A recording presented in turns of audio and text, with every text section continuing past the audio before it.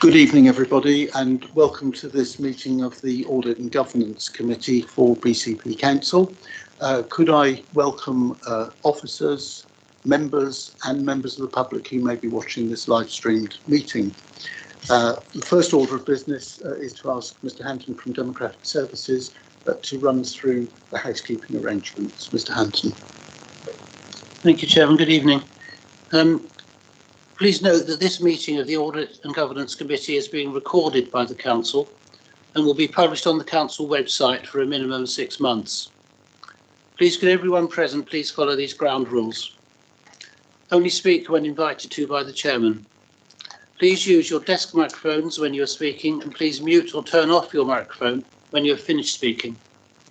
If accessing the meeting via Teams, always turn on your video function when invited to speak and state your name. If accessing via Teams and you would like to speak, please use the raise your hand function in the Teams window. For those in the room, please note that if the fire alarm sounds, you should exit the building by the nearest fire exit and make your way to the ground floor of the multi-storey car park. Finally, please ensure that background noise is kept to a minimum and that mobile phones and other devices are turned off or switched to silent for the duration of the meeting. Thank you. Thank you. I'll ask you to deal with items 1 and 2 on the agenda, please. Chairman, I have two apologies from Councillor Filer and from Councillor Trent. Moving on to item 2, substitute members. Councillor Toby Johnson is substituting for Councillor Filer. And I'd also like just to advise members that Councillor Cox had initially been appointed as a substitute for Councillor Trent, but at short notice, due to personal reasons, is now no longer able to undertake that role tonight. Nevertheless, he has asked to address the meeting remotely, and that will be, as with any other member addressing the meeting, at the discretion of the chairman. Thank you very much, and I'd like to welcome Councillor Johnson to the meeting as a substitute member for his first meeting of the Audit and Governance Committee. I hope you find it helpful and instructive, and I'll take some feedback from you perhaps after the meeting. Mr. Hampton, could you deal with declarations of interest at item 3, please?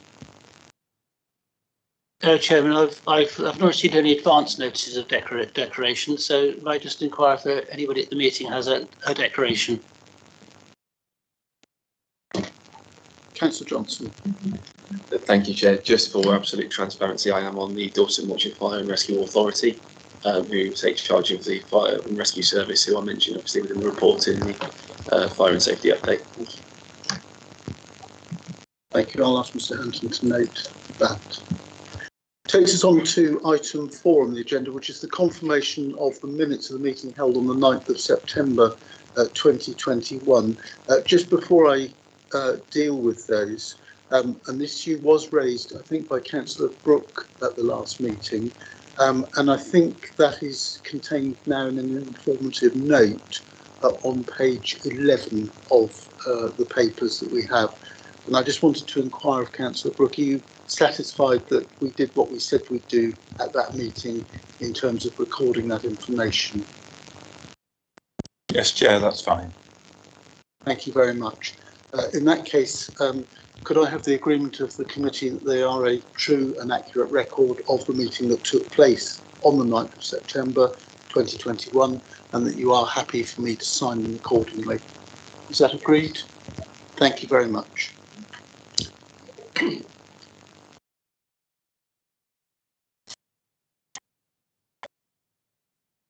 I'm sorry, Councillor Brooke. May I just ask a question? On page 9, where it states it was agreed by the committee that revised proposals would come back initially to the chairman, and then the final stage to the resubmission to the committee. Just wondering where we are with that information and that report. It was in connection with BH Live and table 2, I think it was, well, paragraph 2.7. So have you received anything yet in terms of the redrafting? Do you know anything more about the final stage of the resubmission to the committee for us to see? I think from memory, Councillor Brooke, that the answer is that I haven't got anything to report back to you at this committee, but I would expect to do so at the next committee. And I could ask Mr. Hanton, please, if he could just follow that through, just for completeness, so it doesn't get lost between the cracks. Is that satisfactory? That's all I was wanting to ensure at this stage, that it doesn't get lost. Absolutely, thank you. Councillor Phipps. Yeah, I don't know, I'd just say that I wasn't actually at the last meeting, so I probably should have abstained or something from doing the minutes. I'm not sure how that works, but I wasn't here. So I just thought I'd point that out. Thank you very much. Well, on the minutes, we generally deal with that by general assent, actually, rather than a formal vote anyway. So thank you for reminding us about that. Takes us on to item 5 on the agenda, public issues. Mr. Hanson.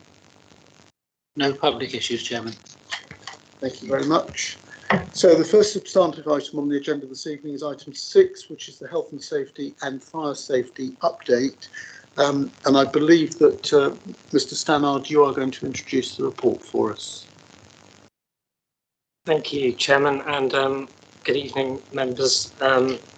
Nice to see you all in person. Can I just very quickly explain why I'm presenting this report? One of the authors, Margareta Flickhoss, has left the council last week, having just prepared this report as her parting moment.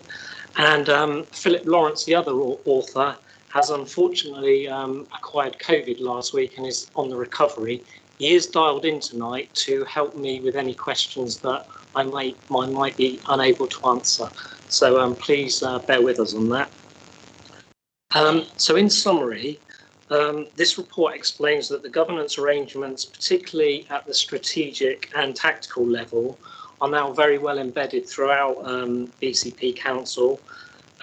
Senior officers are attending board meetings and there's a strong culture developing. Please note, however, that at an operational level, perhaps understandably, some meetings at a service and team level did suffer during the pandemic, and they haven't taken place quite to the extent that the governance arrangements and model say they should. However, these meetings have all now restarted. Just covering a couple of specific things in the report, if I may, can I take you to paragraph 14? When I read this, I just wanted to explain in a little bit of, by way of an example, what fire safety assurance assessments are remotely, because obviously full fire risk assessments couldn't be done through the pandemic. So what these were to maintain a proactive approach to fire risk assessing and preserving liaison between the fire safety team and the appointed person. And what these looked like in practice was a meeting, a virtual meeting between the two parties, one member from the team and the responsible person at a particular property. And the details of the fire risk registers were discussed between those two parties. And indeed, where technology allowed, either photographs or a walk round with the PC, with a laptop, with a camera, and issues were discussed in a live fashion. Of course, now full fire risk assessments have now recommenced, but that was an interim measure just as a stopgap. Could I also take you now to paragraph 16? And again, when I read this, I understood what it said, but I couldn't actually, in my own mind, come up with an example of why COVID would impact fire safety measures. So just again, by way of example, a one-way system that you probably noticed in several buildings has the potential to route people away from fire escapes. So obviously there were arrangements put in place to make sure that officers and visitors attending those buildings that in an event of a fire, immediate fire safety trumps COVID. So those one-way systems would be immediately revoked and a person would disappear through the nearest fire exit.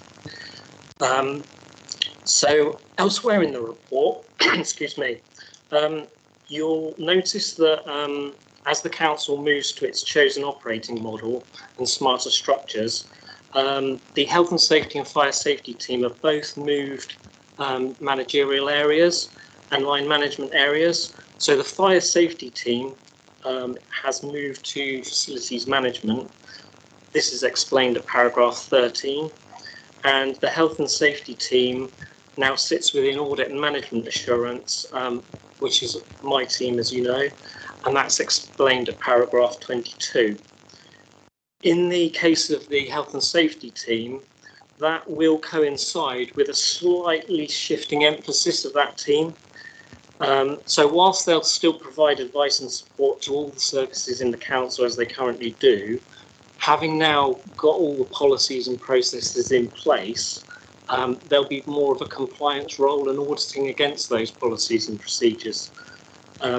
Just like the audit plan that you've seen through this committee, the health and safety audit plan will be risk-based, and a framework to assess those risks will be agreed by the Health and Safety Board. Happy to take any questions, Chair. Thank you. Thank you very much indeed, Mr. Stannard. And if you could extend our best wishes to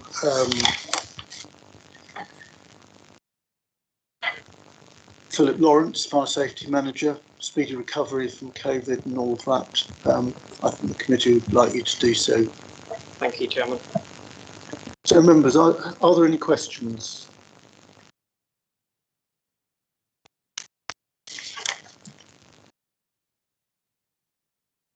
Councillor Brown. Sorry, I can barely see you round the corner. Thank you, Chair.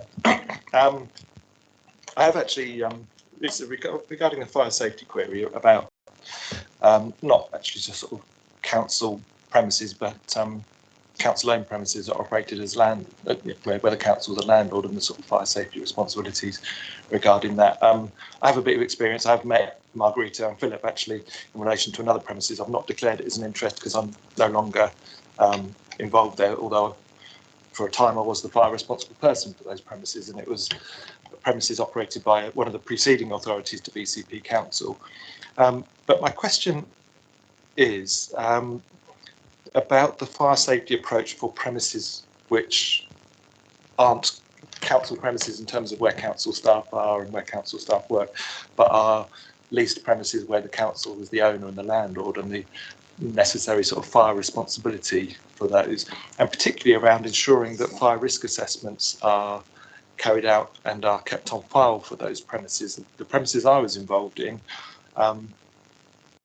operated for probably 10 years with hundreds of thousands of public visiting it illegally without a fire risk assessment in place for the premises. And the council hadn't picked up on that or done anything, that the preceding council hadn't done anything about that. And that caused me great concern when I stepped in and became the fire responsible person, and soon got things sorted out and got fire risk assessments done. But yeah, and the issue with that as well is there was a fairly new build, and it ended up costing the council tens of thousands of pounds, because when the fire risk assessment was carried out, it discovered that there were fire safety faults in the construction of that premises, and tens of thousands of pounds worth of work had to be done by the local authority to fix it. So really my question is, in terms of audit and governance, is what is the process to make sure that all of those council-owned premises that are operated by others under a lease or under a licence or other arrangement, what process do we have in place to make sure that they are being properly managed in terms of having a fire risk assessment in place and a fire responsible person? Mr. Stannard. Thank you, Chairman. Before I invite Philip Lawrence in, I'll just like to say that largely that is a contract management issue between the council's, facilities management estates function and the leasee. So that would be my expectation, where those arrangements were robustly maintained. By that point, could I invite Philip Lawrence in, please, Chair? Absolutely. Mr. Lawrence. Good evening, Chairman. In response to that question, I think you might be provide muted, some Mr. Lawrence.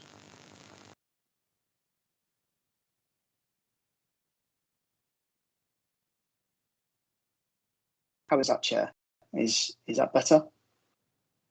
Technical help is at hand.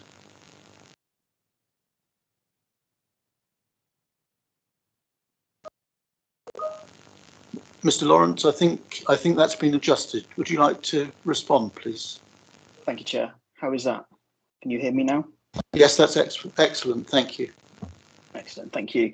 To respond to that question, I'd like to clarify that where the council would act as the landlord and the premise would be leased, that if applicable to that lease and under the fire safety order, the occupiers would be the responsible person, and therefore the responsibility for the completion, recording and sharing of the fire risk assessment would fall to them.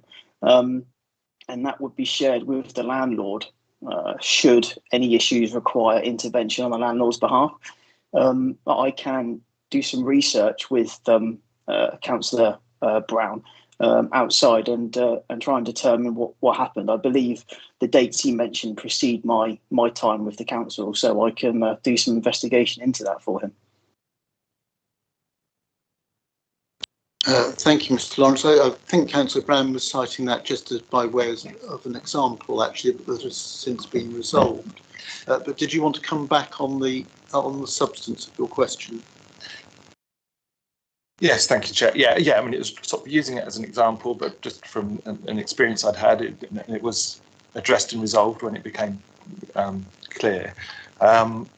But it's really, in terms of our audit and governance oversight, making sure we have the sort of robust processes in place to make sure that we are, particularly now as BCP Council, picking up on any of those sort of likely issues. Because we need to be able to assure ourselves that that the right risk assessments are in place and kept updated on a regular basis, and that there are sort of named and appointed fire responsible persons. And I accept that it is a sort of estate sort of contract issue in terms of making sure that sort of lease arrangements specify who's responsible. But I suppose going back to another sort of one of the preceding authorities, that when I was involved in Poole, there was an issue around making sure there's adequate buildings insurance on council-owned premises. A similar sort of issue, but actually, the corporate estates, put in place processes to make sure that they had copies of insurance certificates for those premises, and that was checked on a sort of regular basis to make sure that the premises that the authority owned as landlord were properly insured for the proper value. And actually, in my experience, that paid off, because one of the other premises I was involved in was struck by lightning. And it had previously been underinsured, but actually working with the local authority made sure it had full, proper, adequate buildings insurance in place. So when it was struck by lightning, the damage to those council-owned premises were fully covered and was fully reinstated. And so that's, by way of an example, that's the sort of thing that we need to have robust processes in place to make sure our premises are properly insured by leaseholders, but also in terms of this, that making sure the right fire safety processes are in place to be compliant, and making sure that there are fire responsible persons for those premises.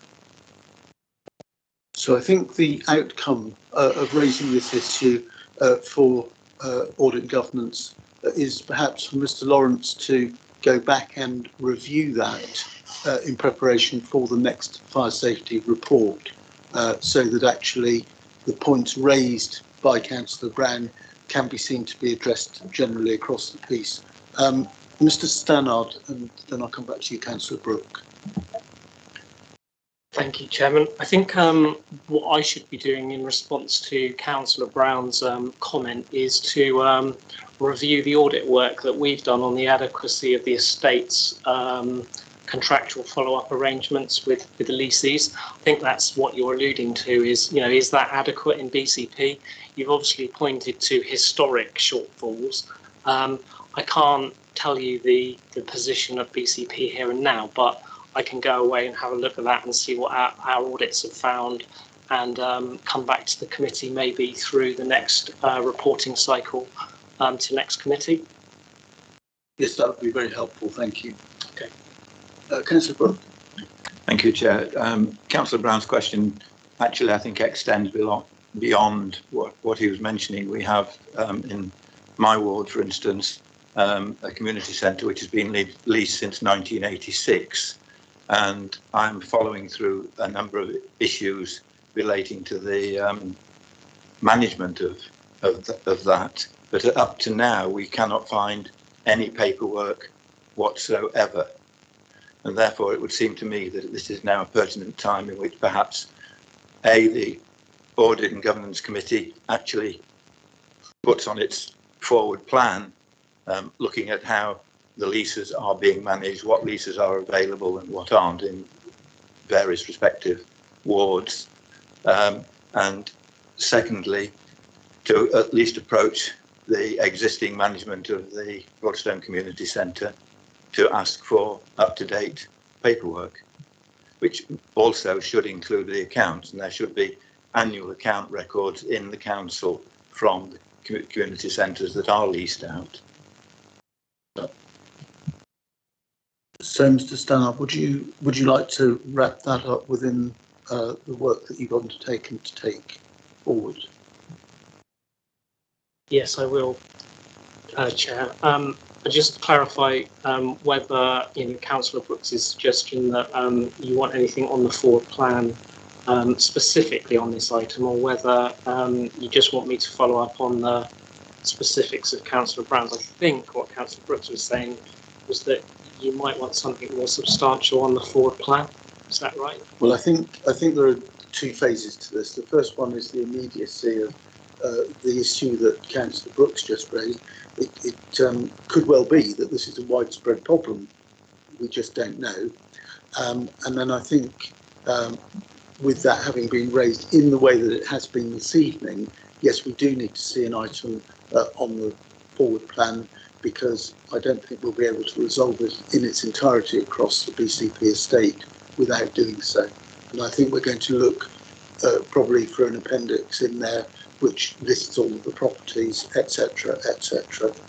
So I think it's very, very much the case. But the immediacy of specific premises obviously has to come first. Noted, Chair. Thank you. Are there any other comments from members of the committee? Well, thank you for those. They're very useful, very helpful, and you've moved us to a different place in terms of the work we're going to undertake for this in the future. So can I take us to the two recommendations? The first is it's recommended that health and safety and fire safety ongoing governance arrangements are reported to the Audit and Governance Committee annually, which is a statement of fact, because they are. And secondly, that Audit and Governance Committee notes the continued progress in implementing the health and safety and fire safety governance arrangements, along with the significant contributions made towards managing the risks from the COVID-19 pandemic. And I think there's a third one in there now, which is to reflect what we've decided with regard to the forward plan for audit and governance as well. So could we take those three together, and does that have your support, members?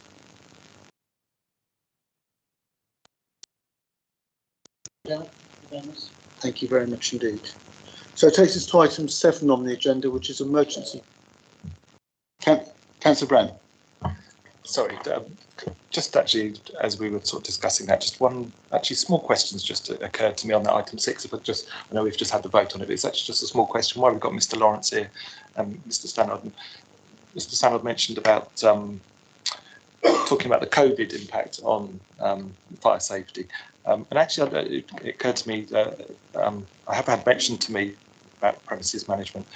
during the COVID sort of pandemic regulations, they did conflict to an extent with fire safety rules in terms of there were instructions from government about improving ventilation in rooms. So if there were a number of people in a meeting room, to keep windows open, keep doors open, etc. And often keeping the door open to a room, it was a fire safety door which should be kept shut. So there was a direct conflict between fire safety rules saying keep the fire doors shut and the COVID advice saying improve ventilation, keep doors open. And I had that raised with me about other premises. And I just wanted to check with Mr. Lawrence here, is there still that issue in place, or have rules been relaxed now? Which trumps now? Is it the fire safety rules or is it the pandemic response rules? I think Mr. Stannard did actually touch on that when he presented just now. Would you be happy to take that, Mr. Stannard? Yeah, Councillor Brown, you're absolutely right that there was some confusion in the initial stages. However, with the COVID intricacies, fire doors can be kept open in certain circumstances, but in the event of a fire, mechanisms must be in place for those fire doors to shut immediately. So where you do prop fire doors open, you do have to have properly installed, professionally installed hinges that work to the fire alarm and or the decibel of the fire alarm, and therefore they close at that point. So obviously those arrangements are quite costly, so they're not universally or wholeheartedly rolled out across properties. So I hope that answers the question. Thank you very much, Mr. Stannard. So if we're all done on that, can we move to item 7, which is emergency planning and business continuity update? And I think this item is going to be presented by Alison Whiteley, and if necessary, Mr. Stannard will probably have some additional comments to make as well. So could I ask Ms. Whiteley if you could introduce the report, please? Thank you, Chair, and good evening, everyone. So this is the Emergency Planning Business Continuity Report, and it is actually covering the period from November 2020 through to October 2021, so it's quite a long period. And clearly the focus of activity across that period has continued to be COVID and the organisation's response to that, and the impact that has had on the ability to deliver any ordinary emergency planning and business continuity activity. So it is a governance report, so the report has touched on the frameworks and the command structures that have been in place during that period, and actually how we have then managed that transition as the circumstances have changed. Obviously, January through to March was an extremely busy period across BCP with very high case rates. And then we've actually now moved to more of a stabilisation phase as we're learning to live with COVID. So the report obviously touches on the aspects of how we've managed that and the structures throughout the period, but is not an exhaustive account of obviously the response to COVID. But despite the fact that obviously COVID has occupied a lot of activity during that period, we have also focused on one of the key areas of development for BCP, and been implementing the resilience governance framework across the organisation. So we're nearly through the first full cycle of that new structure, with the strategic and tactical level meetings being put in place. And that's a really important development for the council, trying to embed our business continuity and emergency planning arrangements and give that necessary governance support to the organisation as they are statutory duties, emergency planning and business continuity. So that's been the real focus of activity during the period. And also the report draws attention to the national level and the national resilience strategy that is in the process of being developed, because that is likely to have impact on some of our statutory duties and how we actually carry out emergency planning and business continuity in future.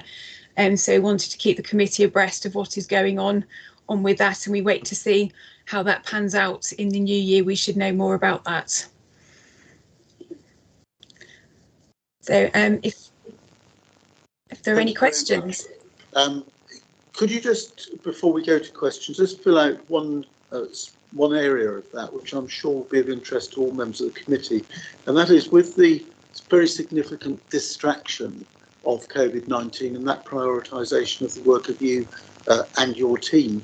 In terms of your remit as the Emergency Planning and Resilience Manager, are you confident that we are not likely to be in a phase of undue risk as a result of that? And have you got the resources and capability to get back into the situation that you would prefer to have been in had it not been for COVID? If you could just give us a frank answer to that, and then I'll be taking questions from the committee. So throughout the whole period, obviously COVID has been the main focus, but we've always, as part of our duties, had a focus on making sure we were aware of all the concurrent risks that could occur, and very much our structures have been COVID and concurrent risk. So we've very much been focused on what else could challenge us. And that is the issue, that the concurrency of events could pose a real problem. Obviously, we haven't been able to do some of the developmental work during that period, but we are getting back on track with that. But it's very much we've been focused on maintaining our core capabilities during that period. So whilst we may not have been able to make further progress, we haven't gone backwards within the period either. And we've had our eye very much on the existing or concurrent issues, because all the other risks have not gone away that we have to focus on within emergency planning and business continuity throughout that period. Was there anything you wanted to add to that, Mr. Stannard? Not for me, Chair, but I can see that the Chief Executive might want to come in. Chief Executive, good evening, welcome.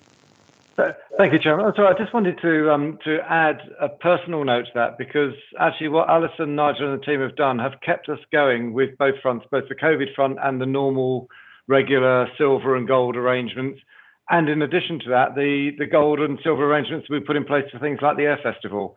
And I think it's a tribute to their dedication that actually we have maintained those rotas and those rosters throughout the COVID period, and therefore been able to deal with both the pandemic spot incidents or spot issues like the Air Festival, but also the regular emergency planning. I thought that the team has done an excellent job, and I just wanted to say that before members came in. So, thank you very much, Chief Executive. I'll now go to questions. Vice Chairman. Thank you. Actually, the Chief Executive answered most of my question, but I'd be interested to know whether you felt you adequately covered all the activities that were happening during the summer months, all the outdoor activities, a huge risk at times of large crowds. Are you satisfied that that was well looked after? Would you like me to answer that? Yes, please. So yes, we've throughout the period we've very much worked with the seasonal response arrangements that have been put in place to manage the activity throughout that period. And emergency planning has very much been inputting into that process, but that has been a business as usual process, but with the business as usual not being quite what it would ordinarily be. So we've very much been involved, and through our multi-agency structures, we've had an additional group that's tried to bring together activity across BCP and Dorset Council, working with our partners across the whole area to make sure that we were prepared. So not just looking at the events, but the context in which they were happening as well, and COVID, to make sure we were prepared. And I think there's been a really, really good effort from that, and we're actually taking some activity from that into business as usual and putting a trial in place for Christmas as well, for the Winter Wonderland period. So to move it away from an emergency planning focus into how we can take that forward instead as business as usual into the future. Thank you very much. Are there any other questions from members of the committee? Councillor Brooke. Thank you, Chair. Page 27, I'm just looking at the paragraph related to fuel demand issues, and it says that the LRF has been stood down now, and there will take place a debrief. I was wondering when that debrief will occur, and will the fuel planning activity scheduled basically for next year's planning include anything to do with provision of more electric charging points as the council expands its fleet of electric vehicles?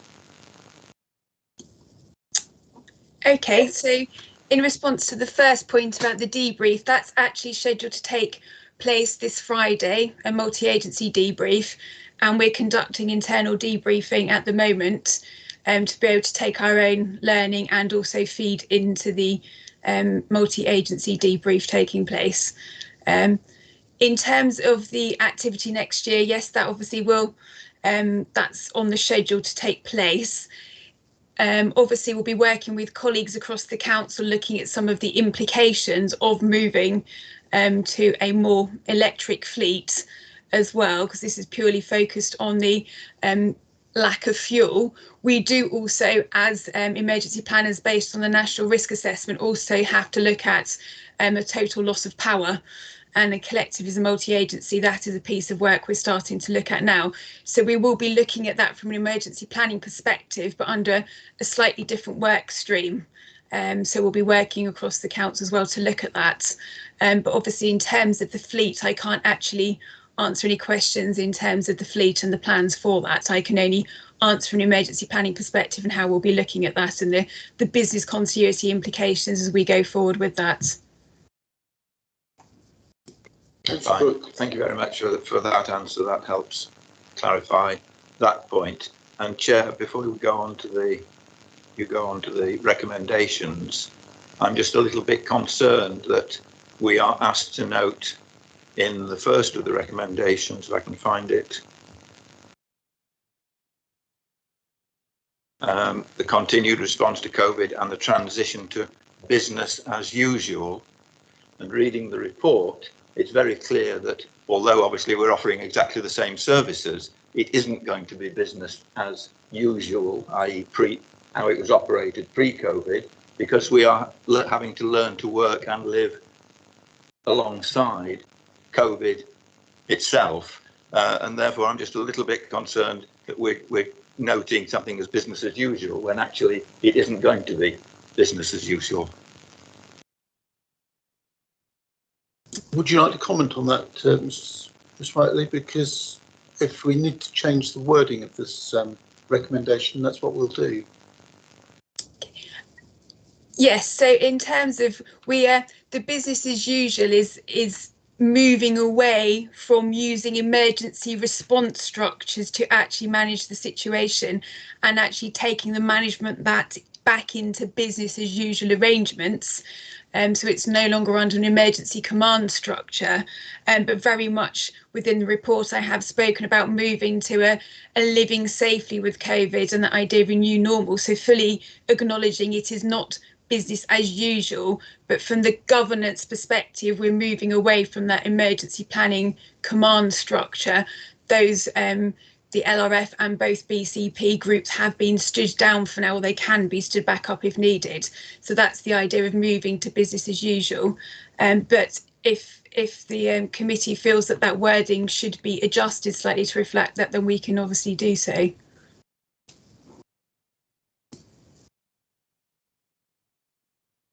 Ms. Ice, if you've got a suggestion to make on the wording, that would be very well received, I'm sure. I just wanted to add that business as usual is a phrase used across local government and in other businesses just to indicate what you would have to deal with in your normal day-to-day. It doesn't necessarily mean that we're going back to business as it was. So I think it's just a recognised phrase that's used to differentiate between an emergency planning situation and one where you are dealing with things in the normal course. I know that perhaps doesn't add much, but I think I understand what business as usual means in that context. It doesn't mean business as it was before. Thank you. Mr. Brooke. I think probably at this stage it's best to accept that explanation and move on. Well, I'm pleased that you raised the point and that we've discussed it. I think that's the important issue. In that case, we'll leave the wording on that one unchanged when we get to the recommendations. Just before we do, could I, on behalf of the committee, echo what the Chief Executive noted a few moments ago with regard to the resilience that your team has shown during this period, and the other work that you've had to undertake and have done so very successfully as the normal part of your duties. And I think we're reassured that the catching up process, if you like, is very well organised and in hand.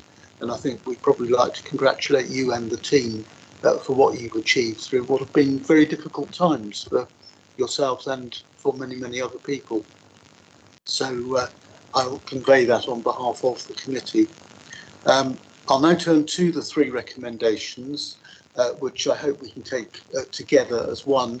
And the recommendations are that Audit and Governance Committee is asked to note the continued response to COVID-19 and the transition to business as usual, the update on the integrated security review and the national resilience strategy, and progress in implementing the BCP resilience governance framework. Members, are we happy to note those three recommendations? Could you please indicate? Yes. Thank you very much indeed. Takes us on to item 8 on the agenda, which is the Treasury Management Monitoring Report for the period April to September 2021. We have Mr. Richings on the call, but I believe, as the Chief Financial Officer, but I believe that Matt Filmer is going to present this report. Mr. Filmer. Thank you, Chair, and good evening, committee. So this is a Treasury Management Update report for the first 6 months of 21-22, and the report starts with a brief economic update, and the main and ongoing concern across all global economies at the moment is that of inflation. The latest UK inflation measure for CPI was 3.1%, which is above the 2% target that the Bank of England is trying to maintain. And as set out in yesterday's autumn budget, inflation is likely to average around 4% next year. So that's fueling much debate around interest rates of Bank of England and how quickly and how much they're going to increase over the next year or two to contain some of the inflationary pressures. And you'll see in Table 1 of the report, this sets out the interest rate forecast produced by the Council's Treasury Management Advisors, which shows that they're forecasting a rate increase in June 2022, so moving up from the current 0.1% up to 0.25%. But you'll see across the board it's a fairly incremental change and fairly slow over that period, but it's something that the team monitor very closely on a day-to-day basis. So moving on to the performance of the Treasury Management function, you'll see Table 2 sets out the forecasted position of an underspend of 626,000. Part of this is the Council still remains in possession of quite a significant level of government grant that needs to be returned back to government. This was in relation to COVID-19 support, and that will be repaid at the end of this calendar year. And because we've held that level of cash, we haven't needed to carry out the level of temporary borrowing that we had planned. And equally, where we have taken out borrowing, it's been at historically low rates, which I'll touch on now.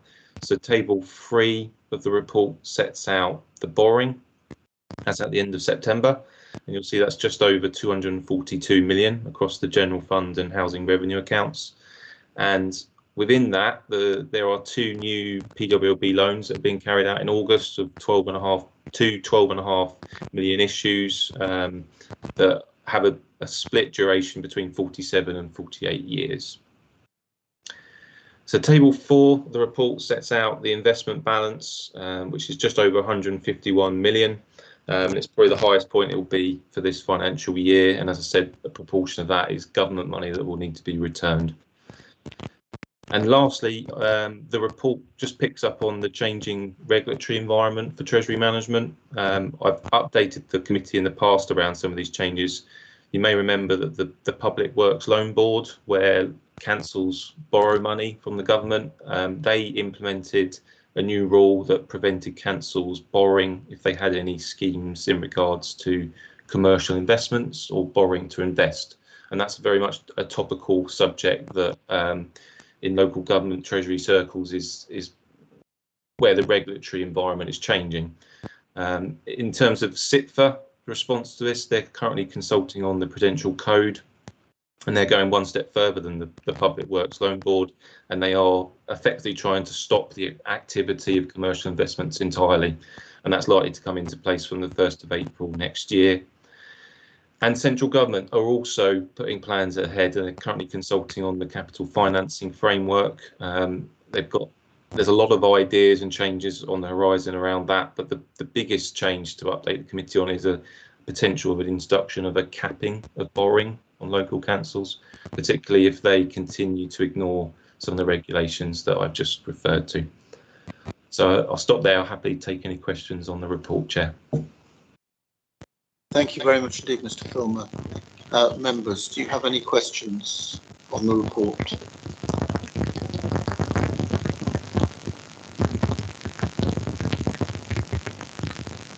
No, Mr. Filmer, I don't believe that there are. And as soon as I said that, hands started to be raised. Councillor Brown. Thank you, Chair.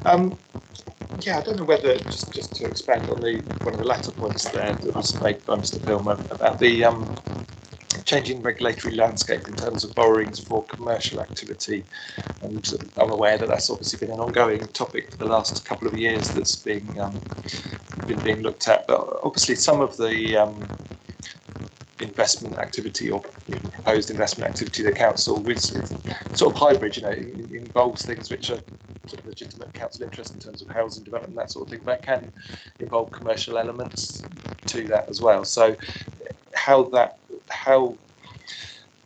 where this sort of new policy is developing, how that would affect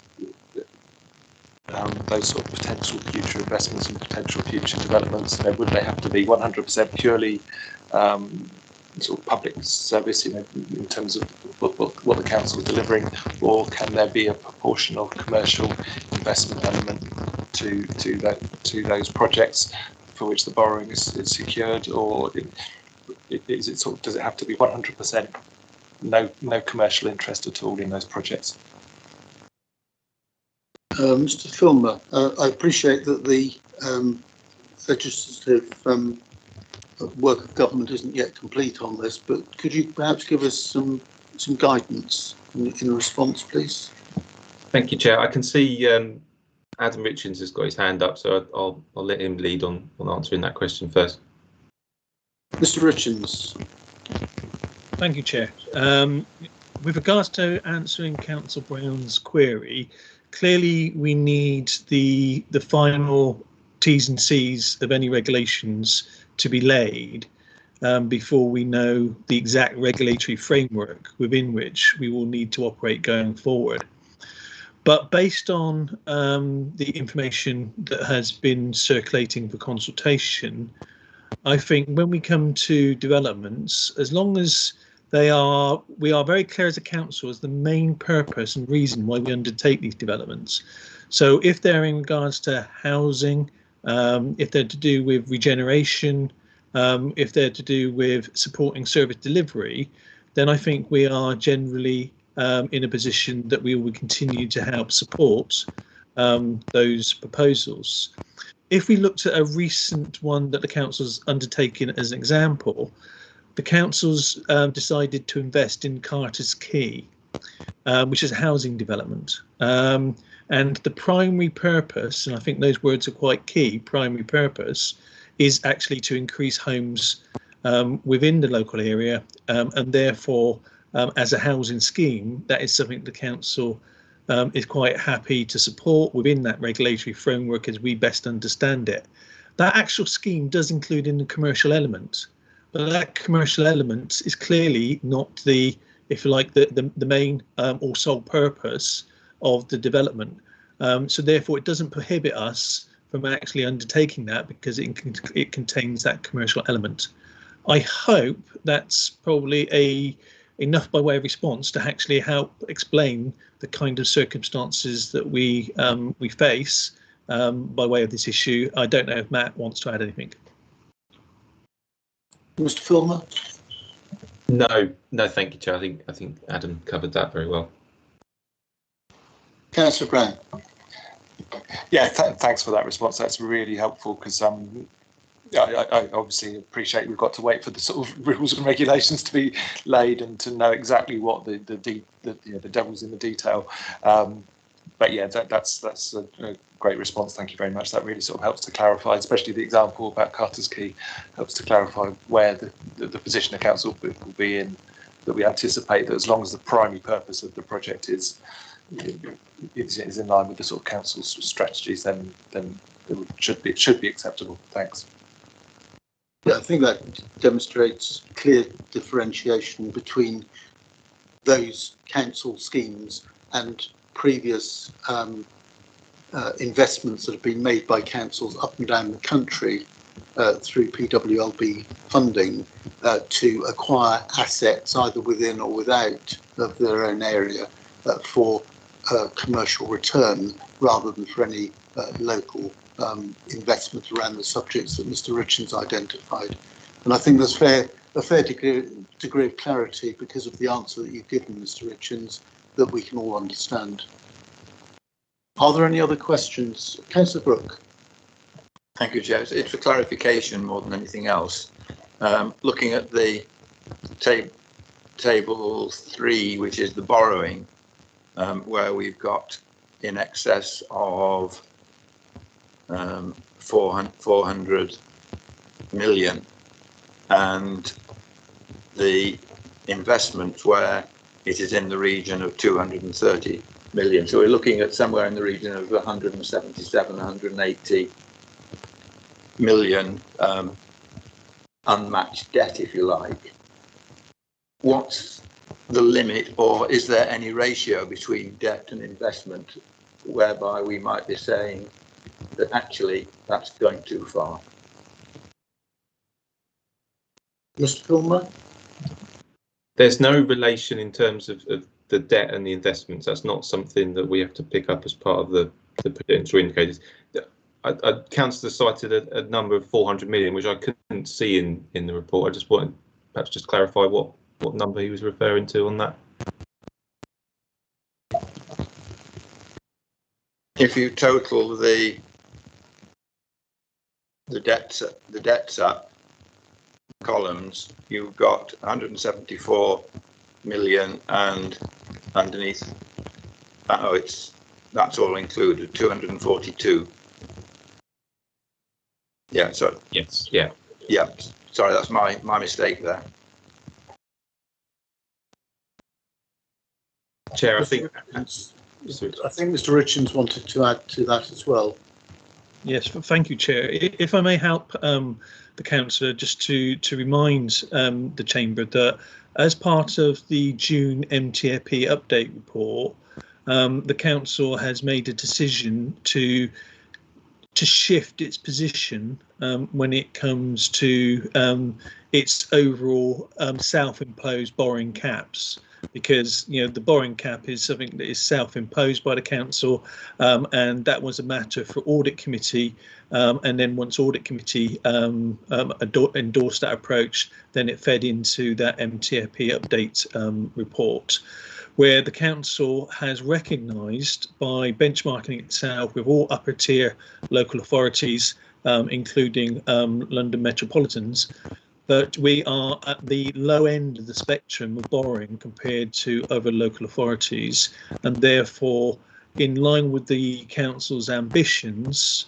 and to support those ambitions around issues like additional housing to support regeneration, the council will be looking at programmes and initiatives that potentially look to utilise that additional borrowing capability that the council has actually agreed to consider. Noting that any decision to do so will be based on the production of a robust business case that would need to go to Cabinet and Council for approval before that borrowing was utilised in that manner.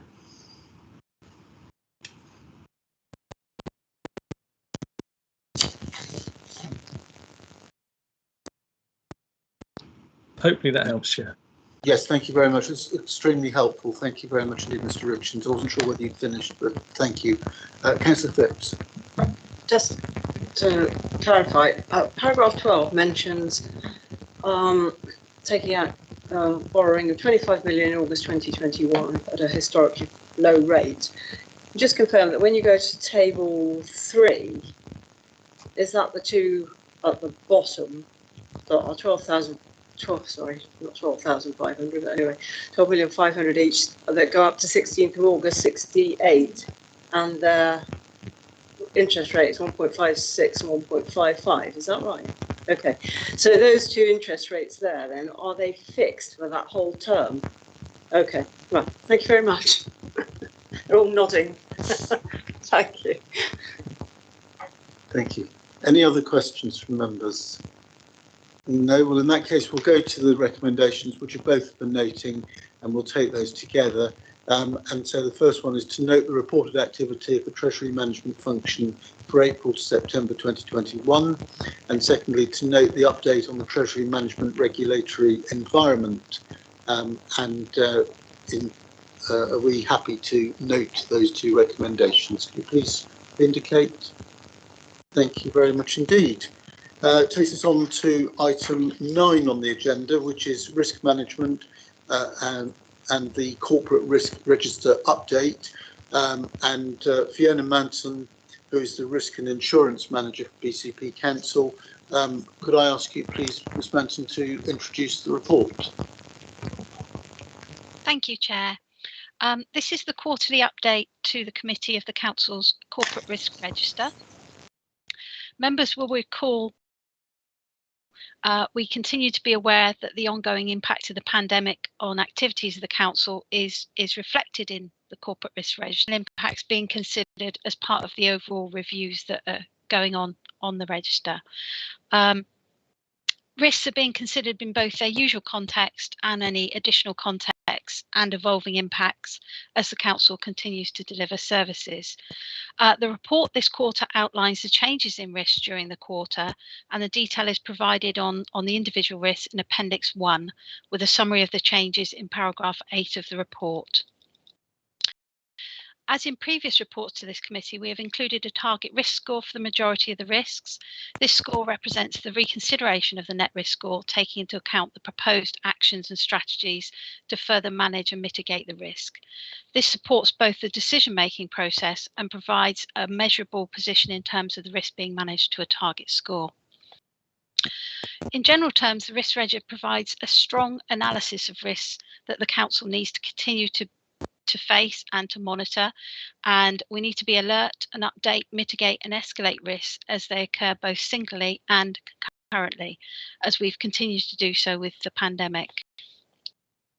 In terms of updates, I'd like to draw to your attention risk CR17, which is the risk to reputation of place and Council if some arrangements are not managed. This risk has been de-escalated and will be considered as a service risk for the time being. It will of course continue to be reviewed with particular consideration in advance of next summer's arrangements, and I understand a lessons learnt exercise will be undertaken following this year's events.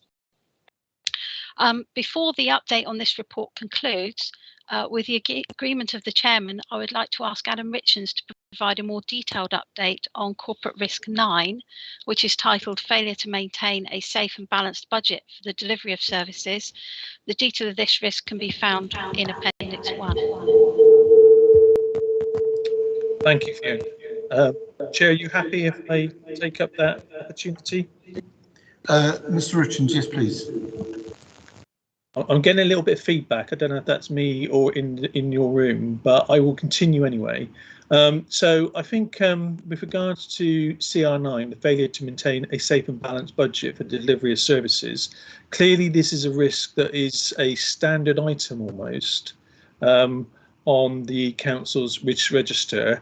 Certainly as we've gone through the last several years now, and it is consistent with the pressures faced by, if you like, the majority of councils up and down the country.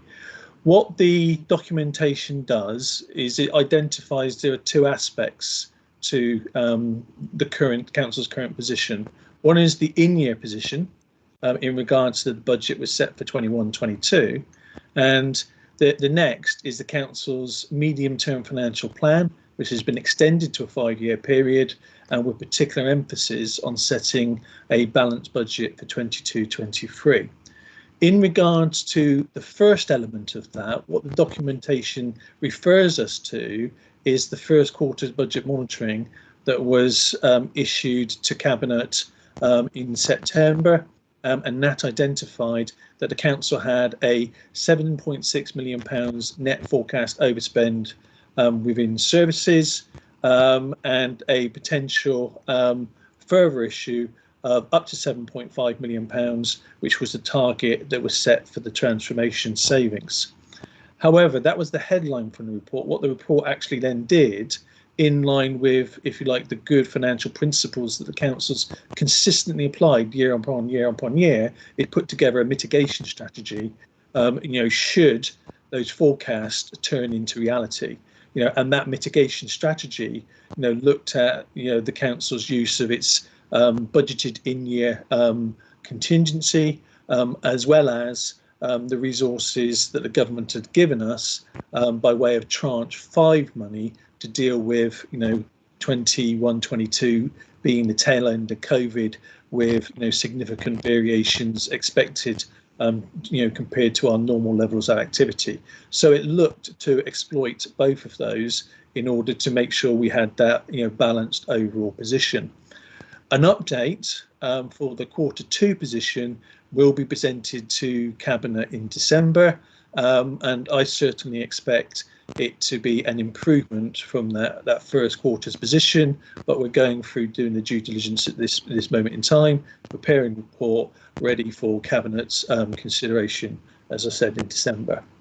The second element of that then is the council's medium-term financial plan, and I won't probably get into too much detail because clearly that plan went to Cabinet yesterday, and last week many of the members of this committee were part of the overview and scrutiny board that went through that paper in detail, and looked at potential recommendations to Cabinet, etc., as part of the established governance process.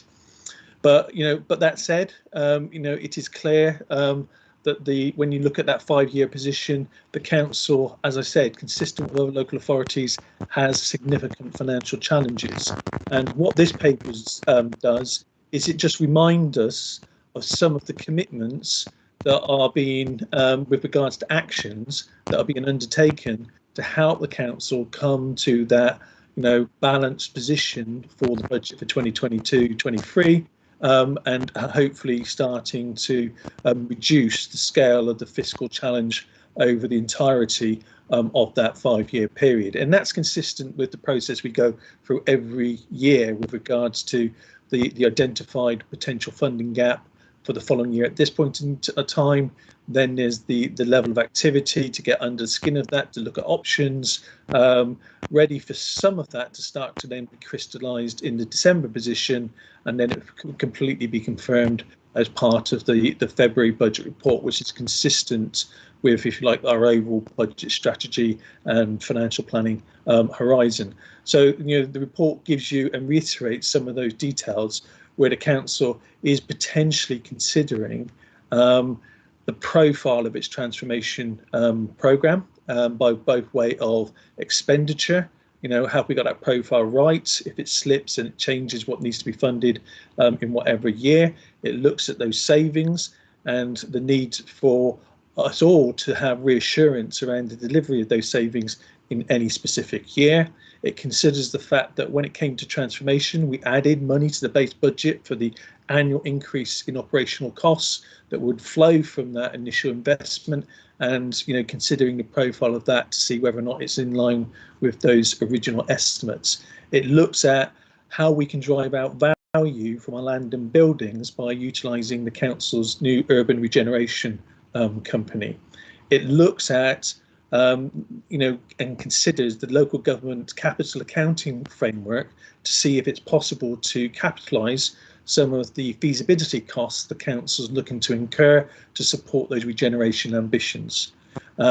It goes on to say that we are considering opportunities for generating additional capital receipts, because if that flowed through into the council, we could then not have to fund any of our transformation programme by the utilisation of reserves. So it gives you a bit of flexibility there. It also gives you the ability to then extend that programme and potentially deliver those savings quicker or in a more assured manner in order to ensure, contribute to that medium-term financial plan. It goes through the normal processes of testing and challenging what's underpinning that medium-term financial plan by way of requests from services from additional resources, making sure that that's robust. Clearly to be a continual test and challenge around the impact of inflation on all those base assumptions. And it goes on to some of the other details and other scheme programs that have been put in place to hopefully provide us with that reassurance that we can get to that balanced position by way of the final budget position when it's presented in February of next year. The other element to that is clearly what happened yesterday, because yesterday we had the budget statement and the spending review, and generally, I think it was probably a positive settlement from local government with regards to the announcement of additional grant funding of up to £4.8 billion over a 3-year period. But as I always say, and Councillor Brown's already repeated it tonight, with regards to the devil's always in the detail as to how that will then translate to any allocations to BCP Council and what years that actual funding will flow through if we were lucky enough to receive some additional allocations as part of that process. It also then included the government's approach to council tax, where from a strategic national level, government look to address the growth pressures and cost pressures within local government by allowing us to increase council tax. That's the overall strategy, and they started to indicate what that framework might be for the next 3-year period, which is basically 1.99% basic increase plus a 1% social care precept. And then for those authorities that didn't use the 3% precept in 21-22, there's the flexibility to use that in 22-23 as they previously indicated. So, a big agenda, clearly a significant risk for the council. A lot of work, a lot of energy across the council being undertaken to try and get us into that, the presentation of a balanced budget as per the normal process in February next year. Chair, I hope that helps members' consideration of this item. Thank you very much indeed, Mr. Richards, and I think it's very helpful in the light of the report that went through Cabinet, the budget yesterday, and indeed the seminar we did only yesterday on the risks around the URC proposals and the opportunity for permanent members of Audit and Governance to participate in that and get some fuller background. And that actually is a stance that I think we should be taking on other issues as well. So to hold a seminar in the rounds we did yesterday gave members of Audit and Governance a great opportunity to examine those issues and to challenge whether the governance arrangements were robust enough as far as we were concerned. And I think officers who took part in that were very candid with us, and I think it was a very useful exercise, and it's one that, on suggestion from members of this committee, we'll probably take forward in other areas in the future as well. So, members, before I go to Councillor Cox, who is not with us but has indicated that he wishes to speak, are there any members of the committee present who would like to ask any questions on this report? Councillor Brooke. Thank you, Chair. I'm looking at the appendix, which has the risk details in it, and CR1, the failure to respond to needs arising from a changing demography.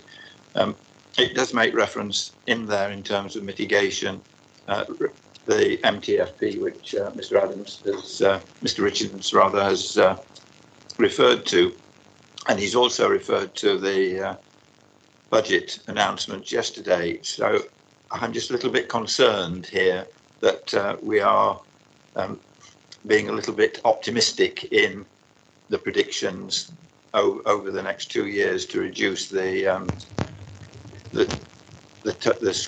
risk score to that target score, which is lowering it somewhat, because I can't see the social care precept, if it's used in its full availability for next year, being sufficient to not only address the demographic changes and demands on the council for social care, both adult and children's, but also the fact that there's minimum wage is going up. There is no restriction now on public sector pay, and there are tremendous staff shortages and therefore facing recruitment issues. Surely that risk is actually not, as far as I can see, is too optimistic, and perhaps we should not be putting it as low, if you like, as it is. Mr. Richards, would you like to deal with those questions? Well, I suppose this is a specific reference to CR1, which is the failure to respond to the needs arising from the changing demography. So I think the council has recognised that changing demography as part of its medium-term financial plan, and interestingly enough, the target score is almost exactly the same as the one on CR9, which I just referred to, by way of where we anticipate to get to in the fullness of time. Clearly what we've got here is a significant detail around the risk and the mitigation strategy associated with that. I'm sure all officers across the council will be continuing to review the position and strength test whether or not the mitigations that are referenced can be delivered, and we can arrive at the destination that we've indicated. Clearly, part of this will be the council's transformation agenda, because in that we are looking to fundamentally change the way the council operates to a much more efficient and effective basis. Hopefully in certain areas we can use that intelligent data that we hope to have at our disposal going forward to get upstream of some of the current demand and potentially better manage it so that it doesn't fall as such a significant cost onto the council in the future. Chair, hopefully that helps. Councillor Brooke? It helps in terms of understanding where we're at the moment. It's I just have reservations that we'll actually get there, and that's all I can say really. And I think we just need to be aware of that. Well, thank you for those comments, Councillor Brooke. I suppose it is an ongoing problem and has been for some years, particularly around the cost of adults and children's social care.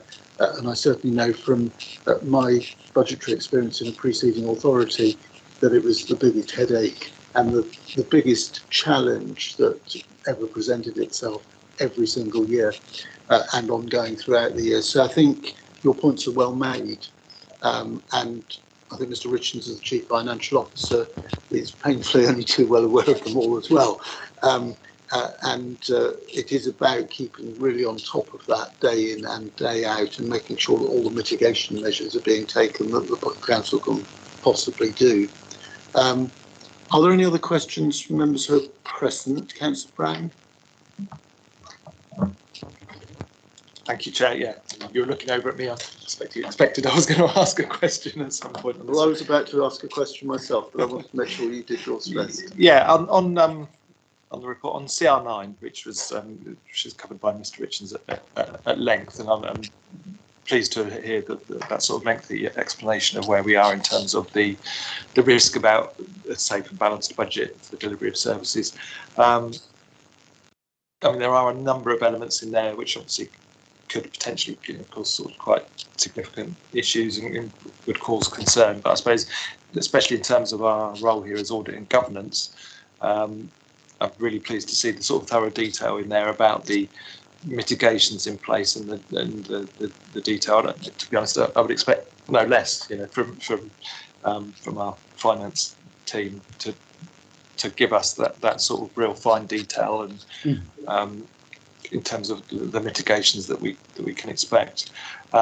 Obviously, you just look at the risk scores there, and even the net risk score and the target risk score, there's cause for concern there, but we are where we are in terms of the sort of council's finances and the national government financing of local government.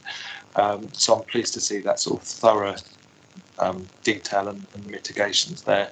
I just wanted to, in terms of yesterday's budget, I was pleased with the sort of quick update there that it looks reasonably positive, depending on the details. Just one specific question, actually, and something I haven't sort of caught up on from yesterday's budget, was about the financial settlement for local government. I know the issue in the past has been that we get sort of these announcements by chancellors that give a one-year settlement for local government. It makes it extremely difficult for long-term financial planning. Just to clarify the position after yesterday's budget, whether there was a multi-year comprehensive spending review or whether it's another one-year settlement, because that has a massive impact in terms of the robustness of our financial planning for the future. Mr. Richards. Yes, thanks, Chair. Just to confirm that as part of yesterday's budget announcement, the Chancellor gave a very strong indication of the intention to move to a 3-year comprehensive spending review, and we would expect to receive that announcement and details of that as part of the local government finance settlement that we normally receive in December of each year. So in answer to your question, yes, we do now anticipate a 3-year settlement, which as you quite rightly point out, should help us with our financial planning going forward, and also help the council in its planning for delivery of services, because you'll then have more certainty with regards to the ability to continue with service levels at their current level.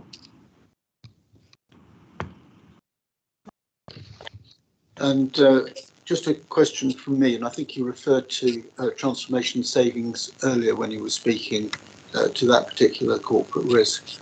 And I think my question is in two parts. One is, are you confident that we are on track to deliver the savings that are envisaged in the medium-term financial plan? And therefore that mitigates the risk itself. And secondly, in terms of the timing of the delivery of those savings, are those on track also? In other words, is there any delay involved, or indeed have any of them been accelerated at the same time as whether or not we're on track generally? Thank you, Chair. If I recall correctly, there was also a separate report that went to Cabinet this time round that went through the same overview and scrutiny board process that looked at transformation and all the associated elements to that transformation programme. Clearly, the matters you raise as Chair will be a matter for careful consideration as part of both the in-year position and as part of the medium-term financial plan. And I think that those will be matters that will be given some real considerable due diligence as part of both those processes as to what can be assumed with a reasonable level of robustness in both, the forecast for this year and as part of the budget and medium-term financial planning process. Can I particularly draw your attention to the first quarter's budget monitoring, because the first quarter's budget monitoring emphasised that we had a target this year that we set the budget on of 7.5 million. That at the time that we drew that, we delivered 2.4 million, so we had 5.1 million pounds to find, and it identified the ongoing work, quite lengthy, difficult and challenging work, in order to then establish how the council is going to deliver that residual 5.1 million pounds. That said, the mitigation strategy approach associated with report said, if that fails, there is a strategy in place to still ensure that we achieve a balanced or better financial outturn for the financial year in question. So I'm not too sure that I've directly answered the question, but hopefully that response gives you enough context around the framing of the issue. Thank you, Mr. Richards. I think that's probably sufficient for my question for this evening, but it is a topic which I'm sure we'll be coming back to on a regular basis, as you would expect us to, in order that we can actually satisfy ourselves around that risk. I'll now ask Councillor Cox, who I think is online and wishes to ask a question. Councillor Cox. Thank you, Mr. Chair, and thank you to Adam for the very lengthy introduction to CR9, which is the subject I wanted to, needless to say, talk about.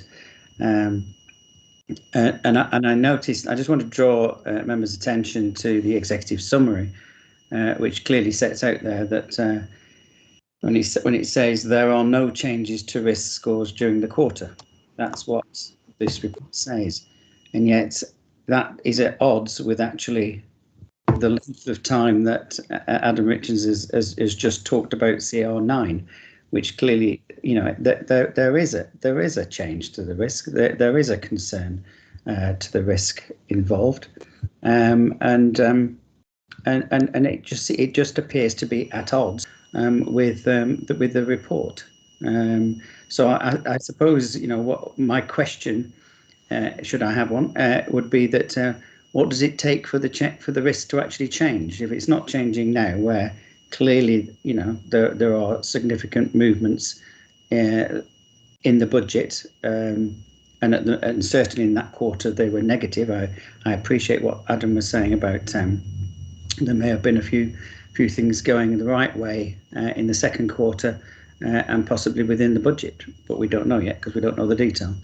But I would have expected any corporate risk register to show a change in that risk, to say that it's not looking good, or it's got worse. Because if you don't change it when things go bad, when do you change it? So I'm concerned that there's a lack of shall we say, there's a lack of importance being shown to this particular item. Mr. Richards, could Chair, you respond, please? Yeah, if I may respond to that, I think in essence, I do not think there is a lack of importance being given to this issue. The fact that actually you've got a more lengthy response to that CR9 than perhaps you had previously, I think was as a direct result of the challenge that occurred at your last Audit and Governance Committee around the robustness of this particular item. In essence, I think within that first quarter, I think I've given a very clear indication that there were issues that were identified within year, but then there's a clear mitigation strategy to manage that. That there was a medium-term financial plan that was identified in February. We've extended that to a 5-year time horizon, so it can look and be perceived that it appears more risky. But all we've done is articulate something that we weren't articulating previously as part of that overall assessment. So therefore, I think that there was that material consideration as to whether or not the target scores should change. And at this moment in time, it was felt that they should stay as they are. Clearly, it's a reiterative process. And when we come to do the next quarters, we'll be reflecting on the output of everything that's occurred in the last 3 months, the progress that's been made towards that medium-term financial plan, and whether or not that means that we should change the scores going forward.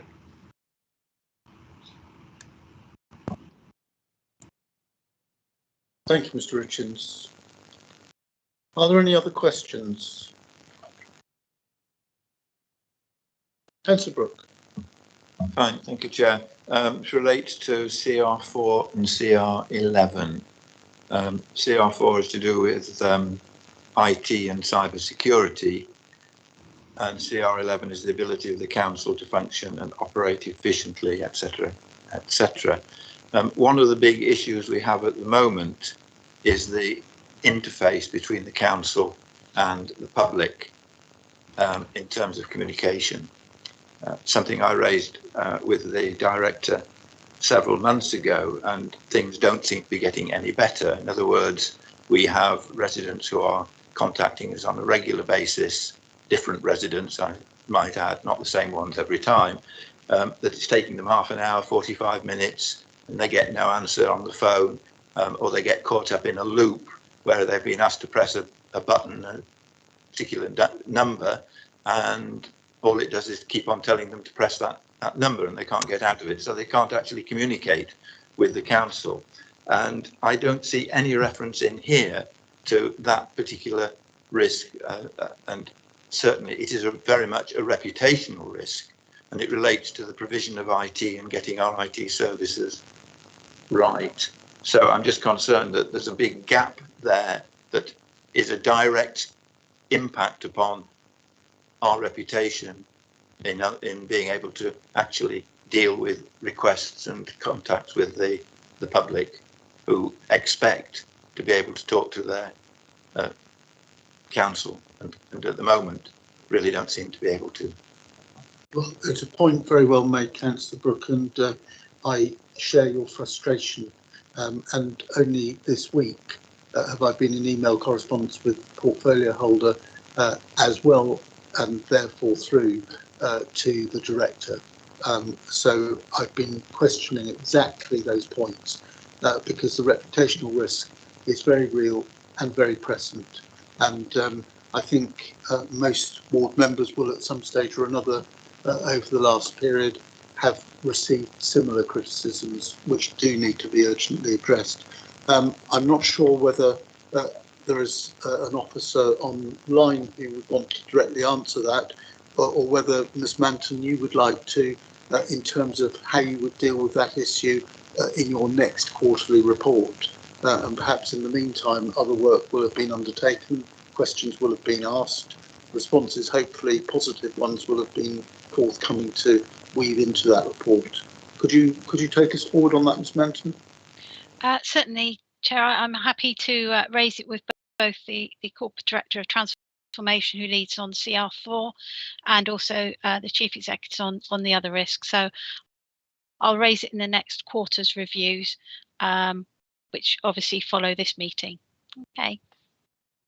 Thank you. And in the meantime, I would be more than willing to be included in making the points on behalf of not just Councillor Brooke, not just on behalf of myself, but on behalf of members generally as we go through those corporate risks, because I think this particular point is one which is quite a long way off the mark at the moment, frankly.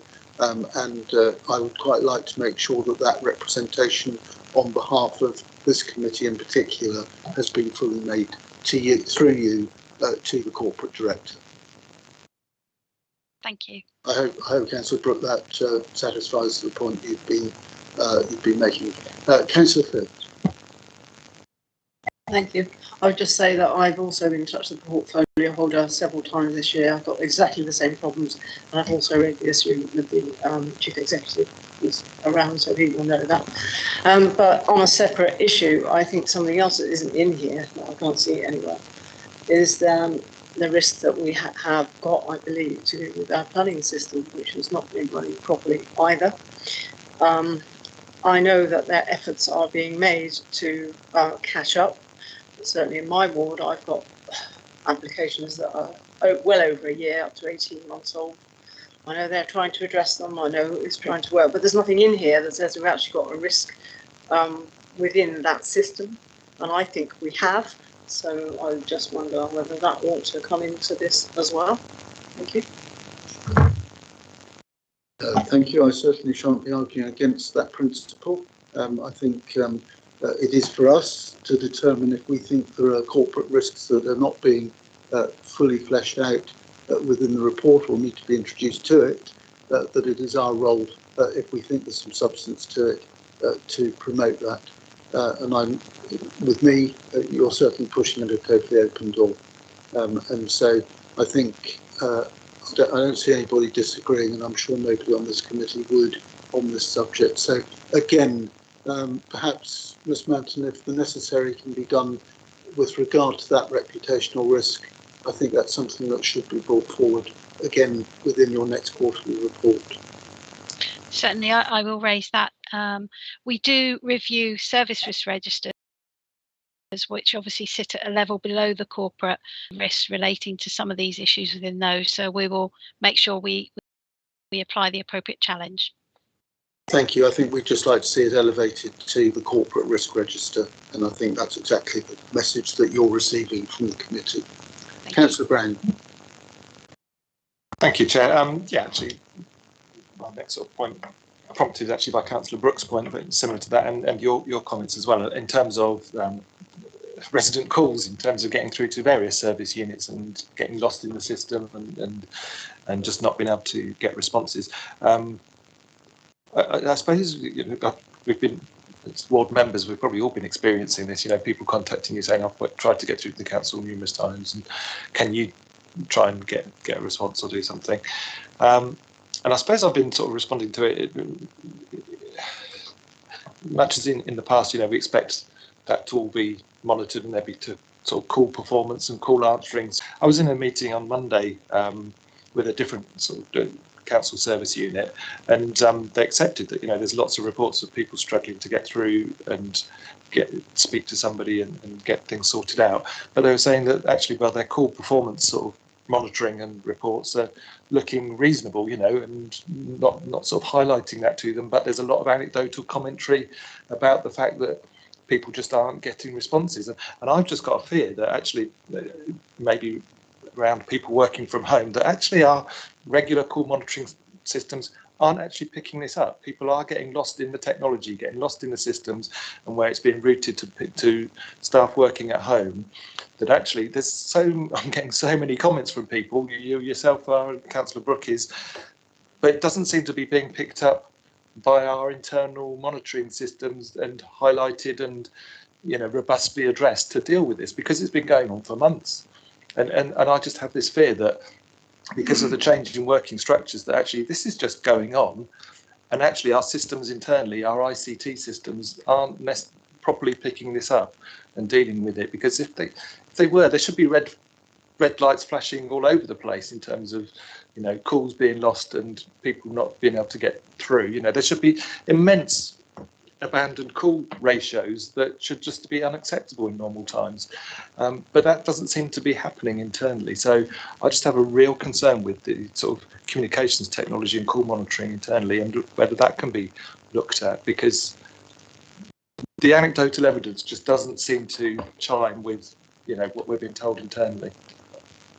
Well, thank you for those comments, and again, Ms Manton, you're picking those up. And I think our expectation is that you will act as the bridge, if you like, between this committee and the corporate director or corporate directors, including as well as the chief executive, to ensure that those points are being taken forward, are reflected in the next quarterly report. And I think Councillor Brown makes an important point about whatever data is being collected by the council doesn't seem to be reflecting the true position.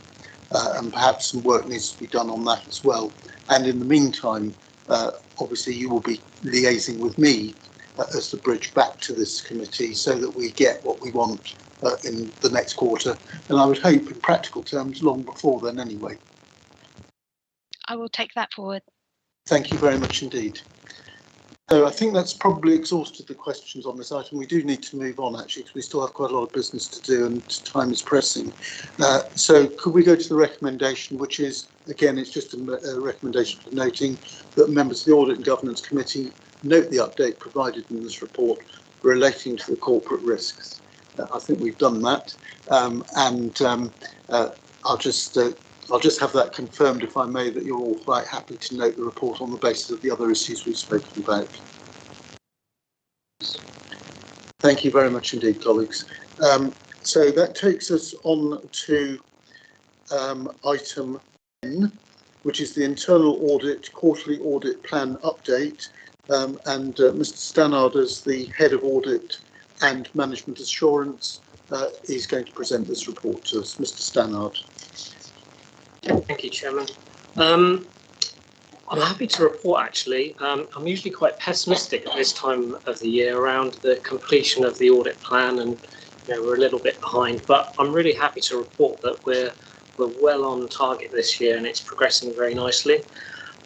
Just moving on to paragraph 3, you'll see that there's 8 audits have been completed in the quarter just gone. One of those is a partial assurance opinion legal case management system. You'll see that our findings are shown in paragraph 4, and it's fair to say that they were largely known by management, Susan and her team, before this, but our independent assessment of those will hopefully help the service move those on. Elsewhere, in the table at paragraph 5, number 3 on that table, you'll see Parks Partnership Governance Arrangements is at the draft report stage. This audit has taken a little bit longer in terms of overall time frame, although the number of days we've spent on it is broadly in line with the plan. You'll remember that the scope of that audit has changed a bit following your presentation that you received at the July meeting from the service representative. And indeed the comments you made as a committee have also been taken on board in that audit. So what I'm proposing is, and I think it's in line with what you asked for at your last committee, is that the audit findings will feature in a wider report covering parks governance, and maybe we'll touch on that at agenda item 14, the agenda, exactly where that fits in with your forward plan cycle. So just leave that item for the time being. So our grant work, particularly on COVID grant certification work, has been ticking over. That's all going nicely in the background. And we've also had a number of Department for Transport grant certifications to do in the last quarter, where myself and the Chief Executive have to sign those off and give assurance to the department that spend has been in line with their conditions. Finally, I'd just like to point out paragraph 10, which is the Sifa external inspection of the internal audit service at BCP Council. I alluded to it in my Chief Internal Auditor's annual report at the last committee, that we were provisionally told that we conform to all public sector internal audit standards, which is obviously good news. That's all gone through SIPFA's ratification committee and board now, and unchanged, and therefore there are 4 recommendations and 4 suggestions to improve the internal audit service still further, and those are shown in Appendix A, and we intend to implement them in full, and the progression and how we intend to do that is in that appendix. To take any questions. Thank you very much indeed, Mr. Stannard. Are there any questions from members?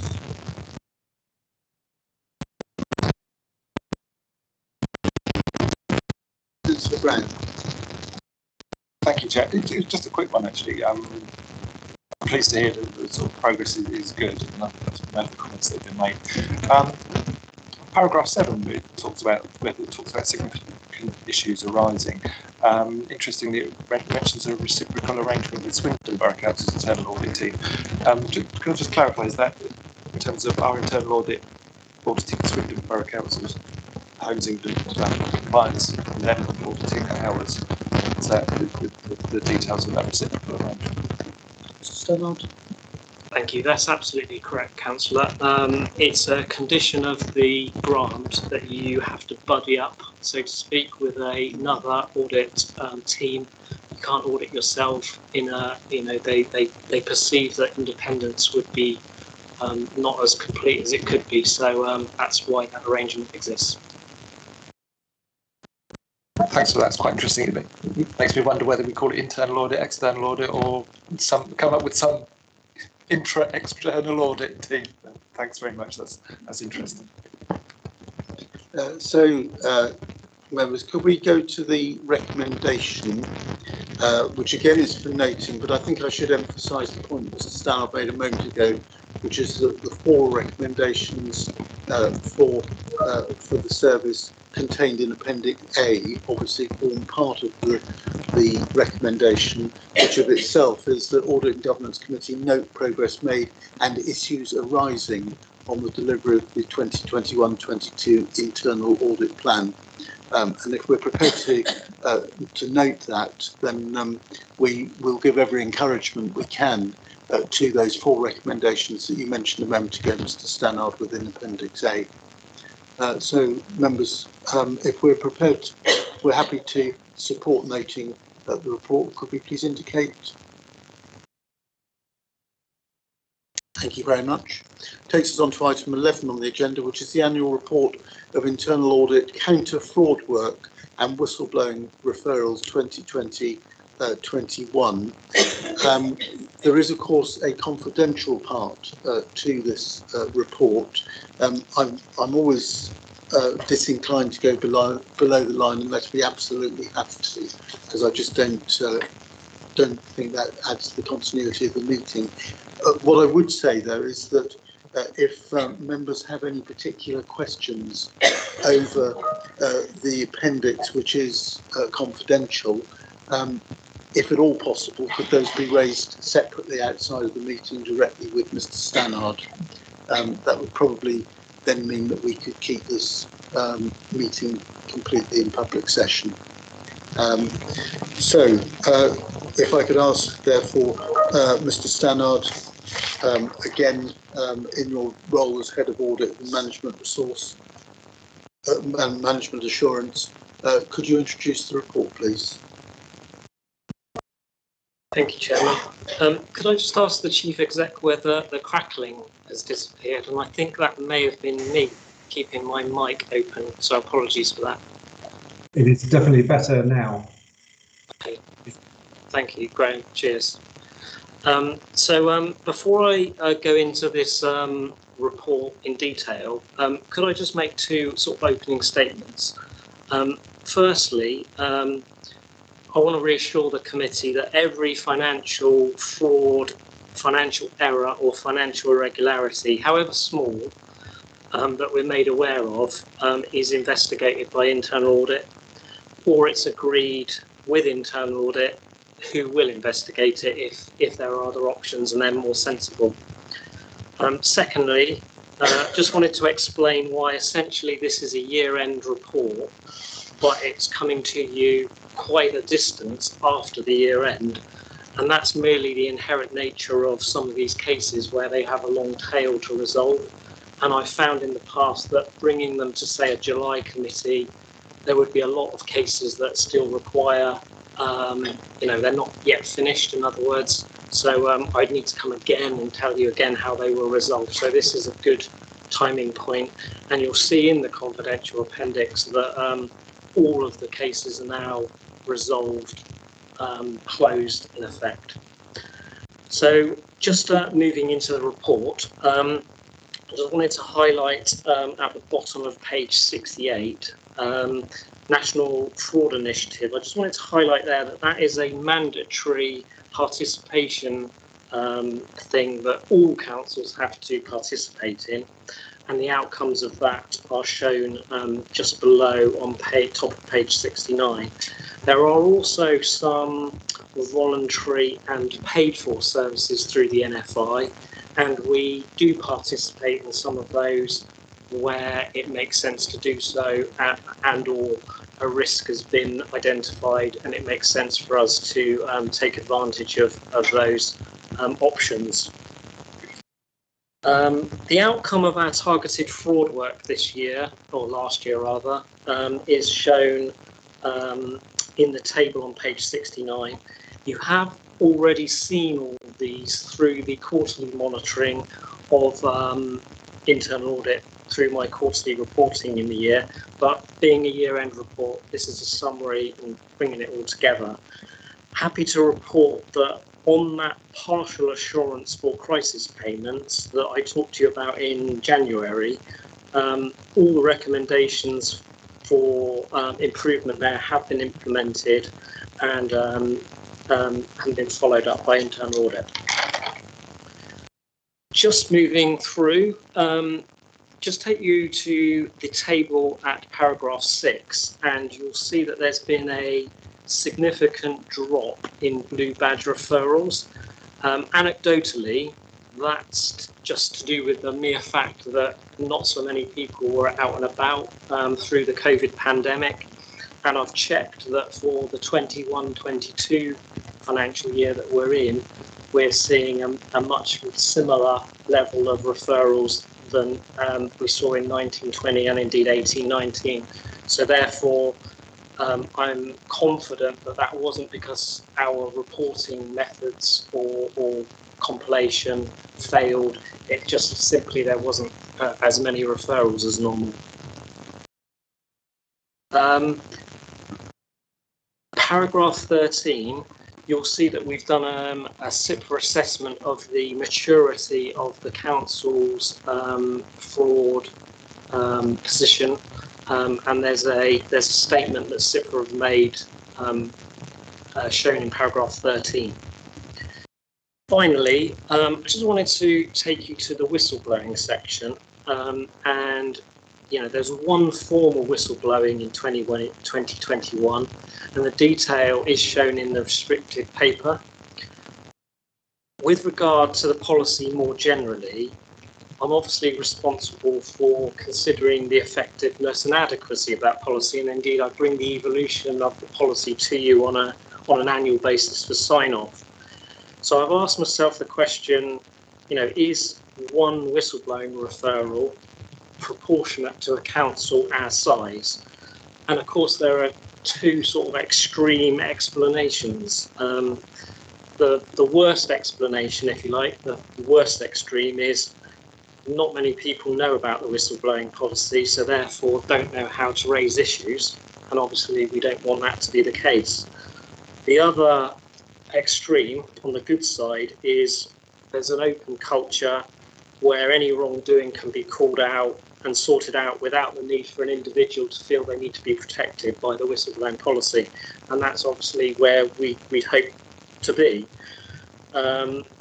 But how do we test that? So what I'm planning to do is a random, perhaps anonymised survey of individuals within the council this year, and to ask the simple question, do you know about the whistleblowing policy? Do you know how to raise issues if you have them?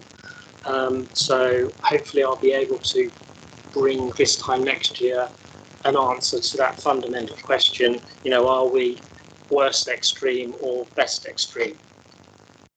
Thank you, Chairman. Happy to take questions. Thank you very much, Mr. Stannard. Members, have you got any questions? Councillor Fear. Thank you, Chairman. Just going to get my notes up. So a couple of points. Thank you very much for the report. Really good. Point 8 and point 9. Obviously, we've got some numbers there regarding those 20 potential fraudulent claims out of the 2,900 that we had. I see that obviously the council used Spotlight and the tools with the NFI to do due diligence. My thoughts were just, obviously, there was still some, those 20 claims got through. So are there any further checks we do after Spotlight and NFI, or is it a sense of there's always going to be leakage in the system and there's holes in central government tools that we use? Thank you, Chair. Mr. Stannard. It's fair to say there are both preventative and reactory checking. So having those checks at both points would identify clearly it's harder to recover grant money that's already been dished out. So the ideal scenario is to prevent it in the first place, and that's obviously where much of the emphasis is placed. But there is absolutely a after the event check as well, and then we're liaising with the government on how they, because obviously we're only an agent for the government to dish out those grants. So in many cases, they're passed to government entities such as NatSys to support that recovery. Councillor Thank you, Chair. Thank you very much for that. Just moving on, just down to the whistleblowing part. I'm really glad that you're going to start an exercise in contacting random employees, if I get that right, with do you know what our whistleblowing policy is? So I'll take this is really from a standing start. So my point was, if we're from a standing start, have we actually done anything prior to this in the sense of posters in offices, staff email drops on whistleblowing policy updates, or it's acting now, everything and anything, because not all staff are office based, obviously. So it's just, what have we done up to this point? I know we're at standing start, but if it was anything, what was that? And then two, obviously, after your initial findings, will then some work be done in the sense of how do we get to every member of staff so they know and they can be comfortable with that policy and the process of it. Thank you, Chair. Stanhope. Thank you, Chair. The Chief Executive just said it coincides with my microphone coming on. Yeah. Yes. There's been some work going on during the course of this item by Democratic Services to try to resolve it. I'll soldier on if that's okay. Do you want to change Mike's? It's probably going to be tricky because I'll need to look at the screen if that's okay. Okay, thank you. So actually, we're not from a standing start. There are several key initiatives that we do to promote the whistleblowing policy. Mandatory training is the first element. Take-up is obviously significantly enhanced and improved since the last reporting. We also have a corporate communication on an annual basis when this committee agrees the whistleblowing policy on an evolutionary basis. So corporate comms goes out to say, whistleblowing policy just been agreed, here it is, have a read.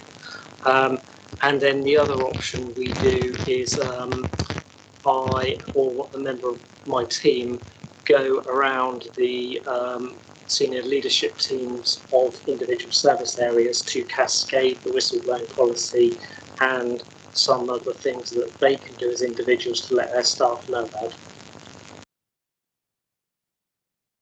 Councillor Third, do you want to come back? Yes, thank you, Chair. Last time. I mean, obviously we've seen whistleblowing papers here before, and I completely agree. The findings you're going out, I mean, from the standing start point of view, but then this raises the point, which I think is why you're doing this in the first place. But for me, it strikes there's a definite balance here, because after just going through all those points that the council is already doing in regards to informing and whistleblowing and taking up training courses, etc., we're down to one whistleblower situation. So I think it will be really interesting to see what you find out, because if we're already doing those sort of things and the uptake is one, then is that because we're a fabulous council and doing everything right, or is there anything else we need to question? So I will leave that with you, sir, and I'll look forward to seeing what the findings are. Thank you, Chair. Thank you. It's a useful line of questioning, and I'm sure that Mr. Stanhope will pick up those points and reflect on them and bring them back to us next time. Are there any other questions from members? Councillor Brown? Thank you, Chair. Not so much a question. You know, I know all the sort of contents of the report, and particularly in the appendix. I won't go into the details of the appendix, but I suppose it's much that we've been used to seeing before, and it's good to sort of see the sort of details and outcomes of those. I think it's important that we sort of do continue to sort of see that and monitor that. What I just wanted to comment was, I think in paragraph 3, about the internal audit counter fraud work. I was really pleased to see the bullet point in paragraph on culture there about the, I think I've raised it in the past at the previous sort of conversations about the number of staff who are actively aware of our sort of fraud prevention, bribery, sort of whistleblowing policies and counter fraud work. And so I'm really pleased to see the numbers there being reported, so that ourselves as audit and governance are able to sort of keep a sort of watching eye on sort of how that's progressing. You know, that well over 50% of officers have completed the sort of e-learning, and the number of new starters, etc. So, yeah, just to thank internal audit for actually providing those numbers that we can keep a watching brief, because I think that's for me, that's the most important thing. We can sit here and we can discuss the details of those policies and the wording of those policies, and we can approve them and recommend them. But actually, it's the empowerment of officers within the authority to actually know what those policies say, understand them, and actually be implementing them and using them is the most important thing. So, yeah, rather than us just sitting here discussing and agreeing what the policies are, we need to be looking at that and making sure that it's actually being embedded within the authority. So thank you for that. So, members, can we now perhaps move to the recommendations, both of which again are for noting, and they are that Audit and Governance Committee are asked to note the following: A, the counter fraud work and investigations carried out by internal audit during 2020-21, and B, the whistleblowing referral received during 2020-21. And if we could indicate that we're prepared to note those two. Thank you very much. Now, before we go on to the following 3 items, which I suspect are going to take a little bit of time, I'm wondering whether members are happy to deal with item 13, and if we catch up a little bit there, whether we can persevere or whether we need to take a short comfort break. I'm very much in your hands, members. I'm quite happy to persevere, actually. We're all happy to carry on. Excellent. So we'll take item 12 on the agenda. Between item 12 and item 13, we have another related issue, which I will introduce once we've concluded item 12. So I welcome our external auditors, Peter Barber and Sam Harding from Grant Thornton. Welcome to the meeting. Historically, it's always been the desire of Grant Thornton to be brought in for their items at the end of the meeting. So thank you for sitting through audit and governance thus far. Item 12 on the agenda is the external audit report on the core financial systems, IT audit report 2020-21, which I'm just about to ask you to present. And once you have, I will then ask Mr. Richins, Chief Financial Officer, supported by Mr. Filmer, if they would like to respond to your report before I go to members for questions. So I'm not sure, I think it's probably you, Mr. Barber, who's going to lead on this, and perhaps you could introduce your report, please. Thank you, Chairman. Good evening, members. Chairman, I will in a minute hand over to Sam, who will talk to the reporting question. But before I do that, Chair, with your permission, I just wanted to take this opportunity to brief the committee on some of the recent headlines concerning Grant Thornton. Well, Mr. Barber, as I was introducing, that was the item that I would like to do after this item, right. And I will introduce it at that stage. Okay. I think the committee would like to deal with item 12 before that. Right. Okay, Chair, that's understood. In which case, and I'm conscious of time, I will hand over to Sam, who will briefly talk you through item 12. Thank you, Pete, and good evening, members and Chair. This is the report of our IT auditors. They have carried out their work sort of before we started audit work. Last year we included their findings within our audit findings report, but because of the timing this year and the fact that we do have this report out now, we brought it as a separate report, so we won't be including the majority of these findings actually within our audit findings report later. It also gives a little bit of an opportunity to understand that before we sort of conclude our audit. I wasn't going to go through in detail the sort of the technical aspects, because obviously this was carried out by our IT trained specialists, so I'm not really that placed to go through the actual individual detail, but I probably would just like to sort of talk through some of the impact that is having, the impact that these findings are having on our audit more generally. I think what we've identified, as you'll be aware from last year, really is the main area is around the sort of significant access rights that people have, which could lead to inappropriate changes to financial information as a result of business users being able to make unauthorized changes to system configurations, create fictitious user accounts and make unauthorized changes to permissions. This has impacted on our audit and the fact that we really have to create a higher risk rating for a number of areas, so particularly journals, and also looking at areas like feeder systems and also interrogation of data quality that comes through. So this has increased our sample sizes significantly, and as a result, it also means more work for the auditors, but also really just to highlight that that is more work for your audit team. That's probably all I was going to say on this report, but happy to take any questions. Thank you very much, Ms Harding. I wonder, Mr Richards, would you like to make any comments on the report, which obviously members have had circulated and have read and absorbed?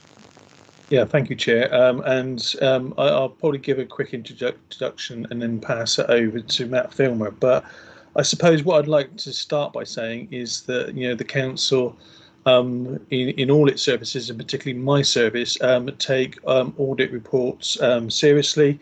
And clearly we will be reviewing the findings of this audit report and as set out in the management's response, taking action and acting upon those recommendations.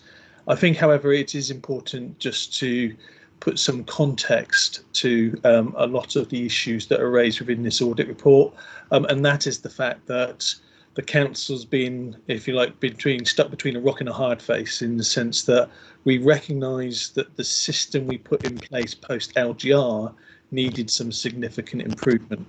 As part of the council's journey and transformation journey, we have made a significant commitment as a council to a new ERP, enterprise resource system, that will require and fundamentally underpin a new financial system.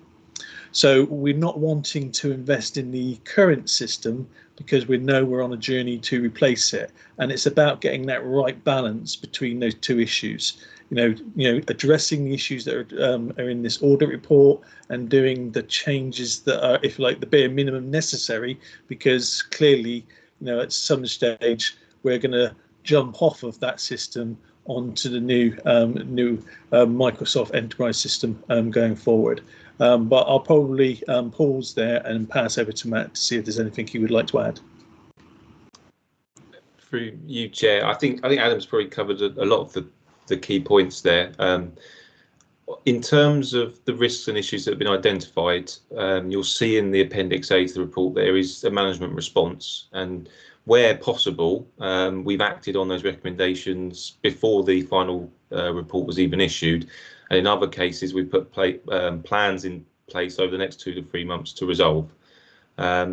Adam picked up on, in terms of the investment in the new finance system, and what we have done with our strategic implementation partners is shared this audit report with them so that we can learn from some of the shortfalls in the controls and the IT system setup, and that we build on that and ensure that they're built into the new system going forward.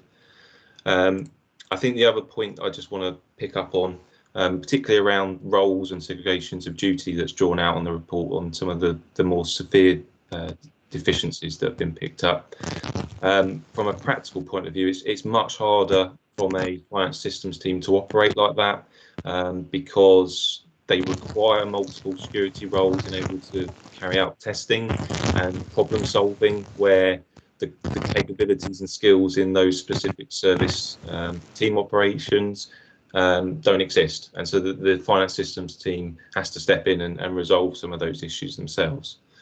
A point that Adam did touch on is around the overall systems environment that exists. It is antiquated. There are multiple lines of business systems that are integrating with the finance system, and some of that requires some level of manual integration as well. So when we're not operating in a particularly fine example in terms of how our finance system should be operating. I think the last point, just to pick up, the IT security issues that have been picked up on the controls. They are not the only controls in place. There are many other controls in place to avoid fraud and false accounting.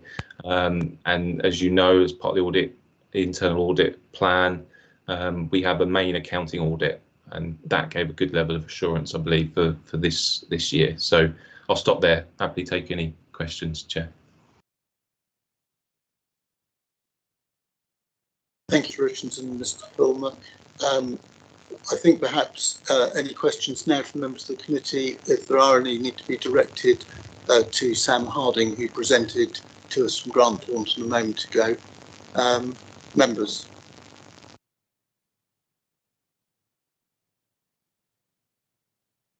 I haven't had anybody indicate. Oh, Councillor Phipps. Okay, so overall looking at it, it doesn't look a terribly good picture.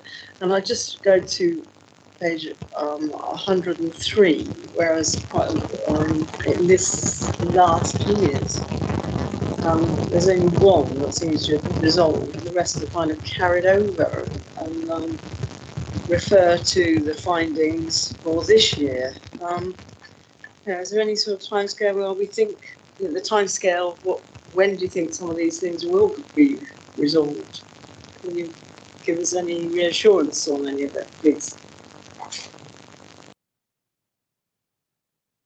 I think that sounds as a question back for BCP council officers rather than Grant Thornton to answer.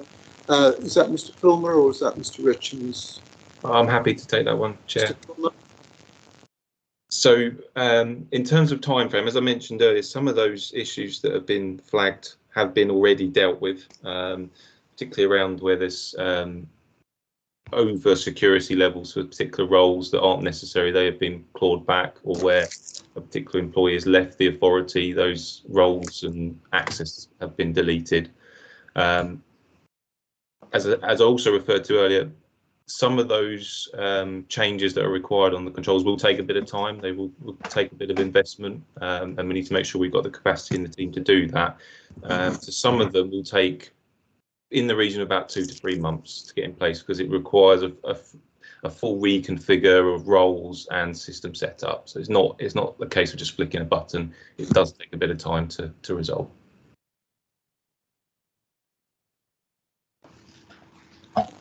Well, I think the committee would appreciate that coming through either at our next quarterly meeting, or if you've got anything in the interim that you think should be circulated to members generally of the Audit and Governance Committee. I'll leave that to you in terms of the timing. We don't want you to go through process for the sake of it, but we would like to have that reassurance coming back at the latest at our next quarterly meeting, if not before. And I think members will be quite satisfied with that as a response. I have, that's all members of the committee who are present. I have a question from Councillor Cox.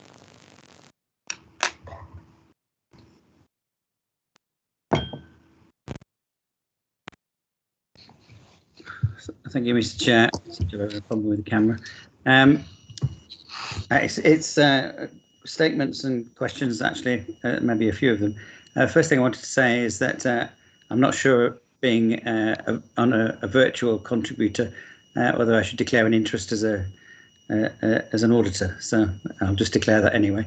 But one statement I did want to make is that in terms of the segregation of duties, which is a lot of what's being talked about here, is absolutely fundamental to an organisation, particularly of this size. Segregation of duties in a small organisation may not be appropriate, may not be manageable, but for an organisation of BCP size, certainly is absolutely fundamental. And so it is concerning when you do get these reports. And one of the questions I suppose I had of Sam was that, how different is this to last year? I don't remember seeing anything this serious last year. So why is it suddenly coming up this year? And I think you mentioned also that that as a result of this question, the amount of testing you're having to do has been increased significantly.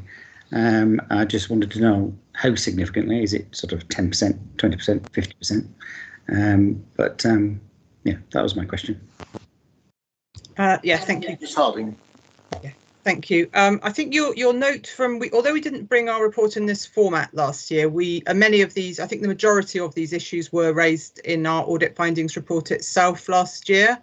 One of them clearly has been clear, as you can see from that report, but on the main they are the same kind of issues around the segregation of duties, enhanced permissions, and those sort of areas. So we did raise them last year. It's just not in a sort of a separate report as we have done this year. As far as the impact on our testing goes, it's probably increased by a range of about 25% on the number of, that's just on the overall journal testing.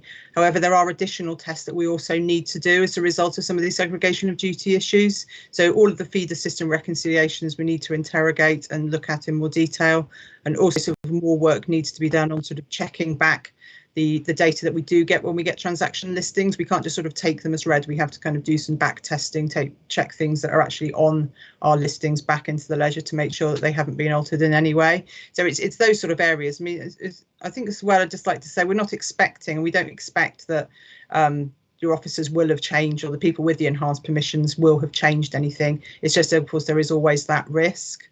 And another area we've had to increase our testing is all of those people who have got those enhanced permissions need to go into our journal testing pool with a higher risk. So we'll be looking at more of those as well. Hopefully that, happy to take any more questions. Can I just add one, Mr. Chair, if that's okay? Just one, yes, thank you, Councillor Cox.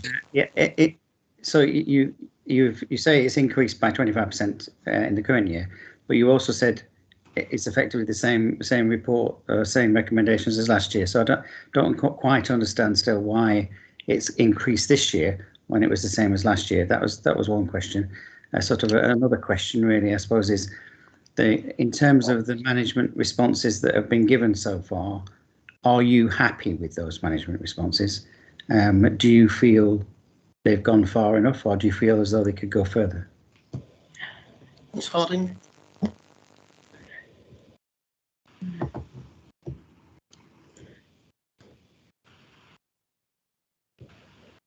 Ms. Harding, are you there? Chair, could I pick that one up if I may, please, through you, Chair? Yes, Mr. Barber, yes. Please go ahead. So clearly this is my first year as the appointed auditor at BCP. My understanding, and Sam will correct me if I'm wrong here, is that actually the increase in sampling is against what we would normally expect to undertake at an audit of this size. So there were additional sample sizes and sampling undertaken last year, and actually the size of the sampling this year is broadly consistent with the level of sampling in 1920, but it is above and beyond what we would expect to do at a council of this size and complexity. I suppose I take some comfort from the fact that actually our approach at BCP and across our portfolio of local government audits generally is a substantive one. So this does avoid the risk of us seeking to place reliance on controls and then testing the operation of the controls for effectiveness and then realising that there are weaknesses in those controls and then having to resort back to substantive testing. We adopt a predominantly substantive approach, but in adopting that approach, if there are control weaknesses, then we do need to reflect that in the sample sizes. So I think the 25% that Sam referred to is really a reflection on how much more work we're having to do and how much more information you're needing to provide as a response to our additional queries as a result of these weaknesses, compared to, dare I say, a council where these weaknesses don't exist. Yeah, thank you, Peter. Apologies, my internet went down. Members, we've heard the report spoken to by Grant Thornton and indeed responded to by our own financial officers. If I could go to the recommendation, which is the Audit and Governance Committee notes Grant Thornton's core financial system IT audit report and the Council's response to the issues raised. At this stage, I think that is all that we can do, although I have indicated that we will be looking for that update from Mr. Filmer and the rest of the team internally. Members, are you happy to note the report?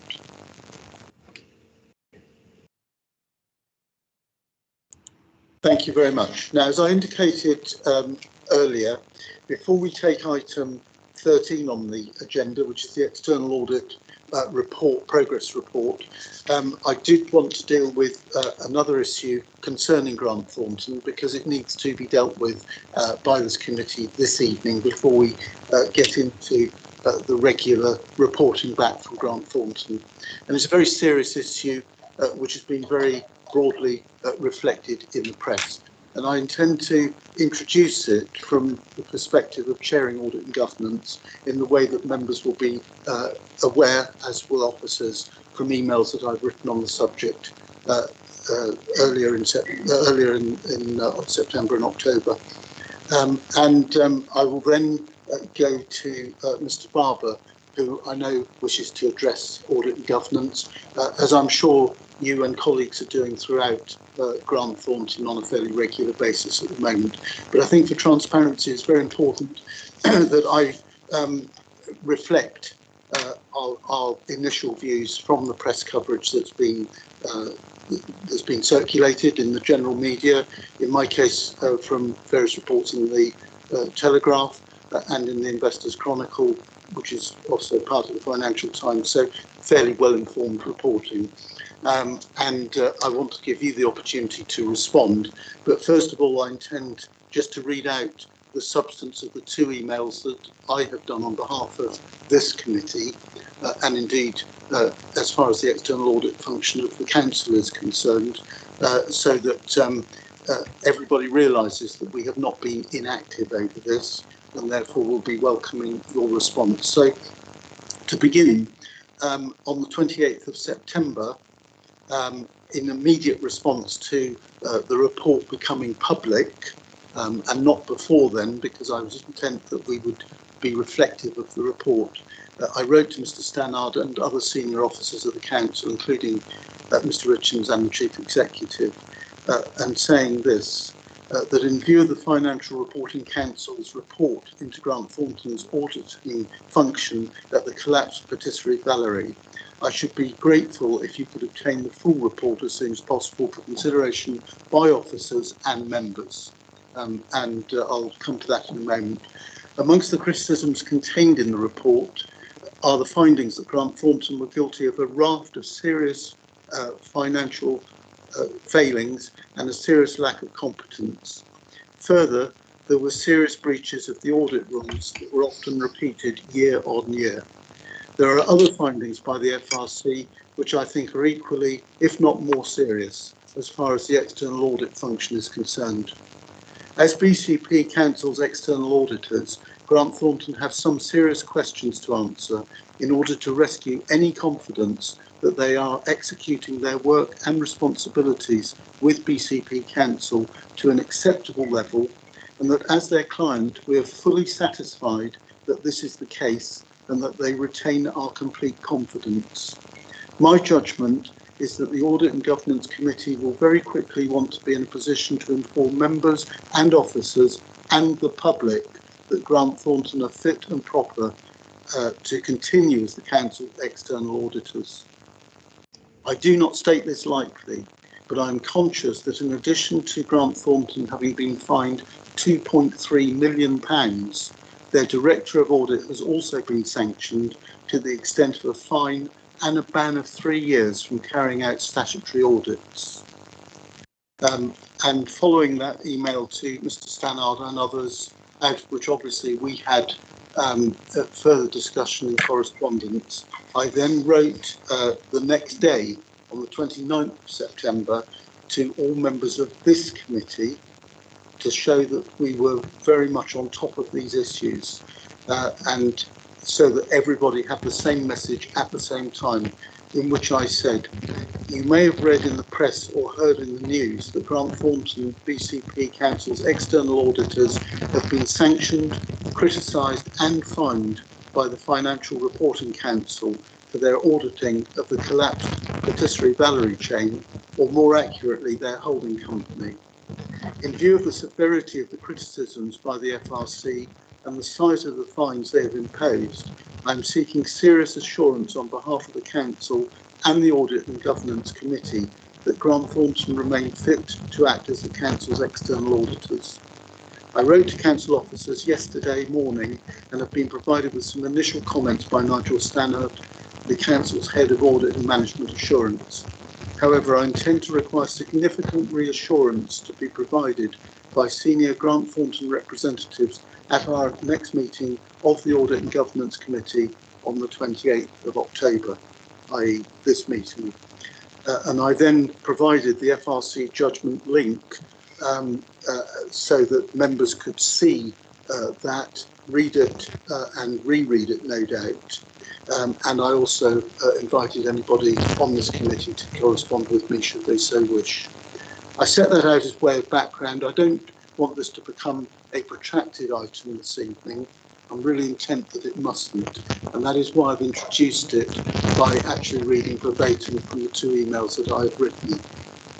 But I do need to make sure that the Council, through this committee and indeed the public, obtain that solid reassurance and explanation from Grant Thornton this evening, and I'll therefore pass over, if I may, to you this evening so that you are able to provide the assurance that I've sought. So, Mr. Barber, without further ado, could you respond to the committee in the light of the 2 emails that I've just read out?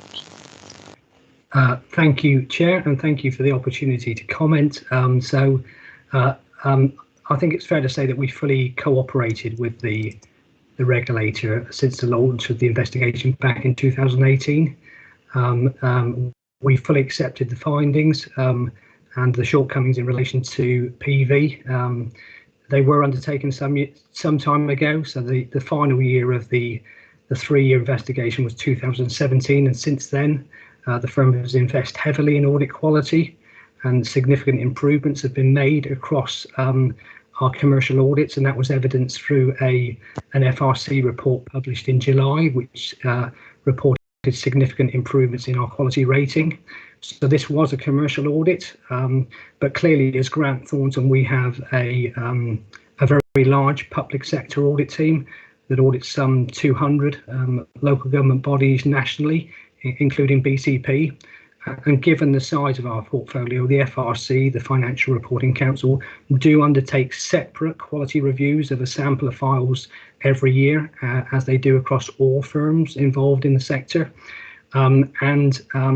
Interestingly, this year, the year in question, we have had, I think it's 9 of our local government files selected for quality review by the Financial Reporting Council.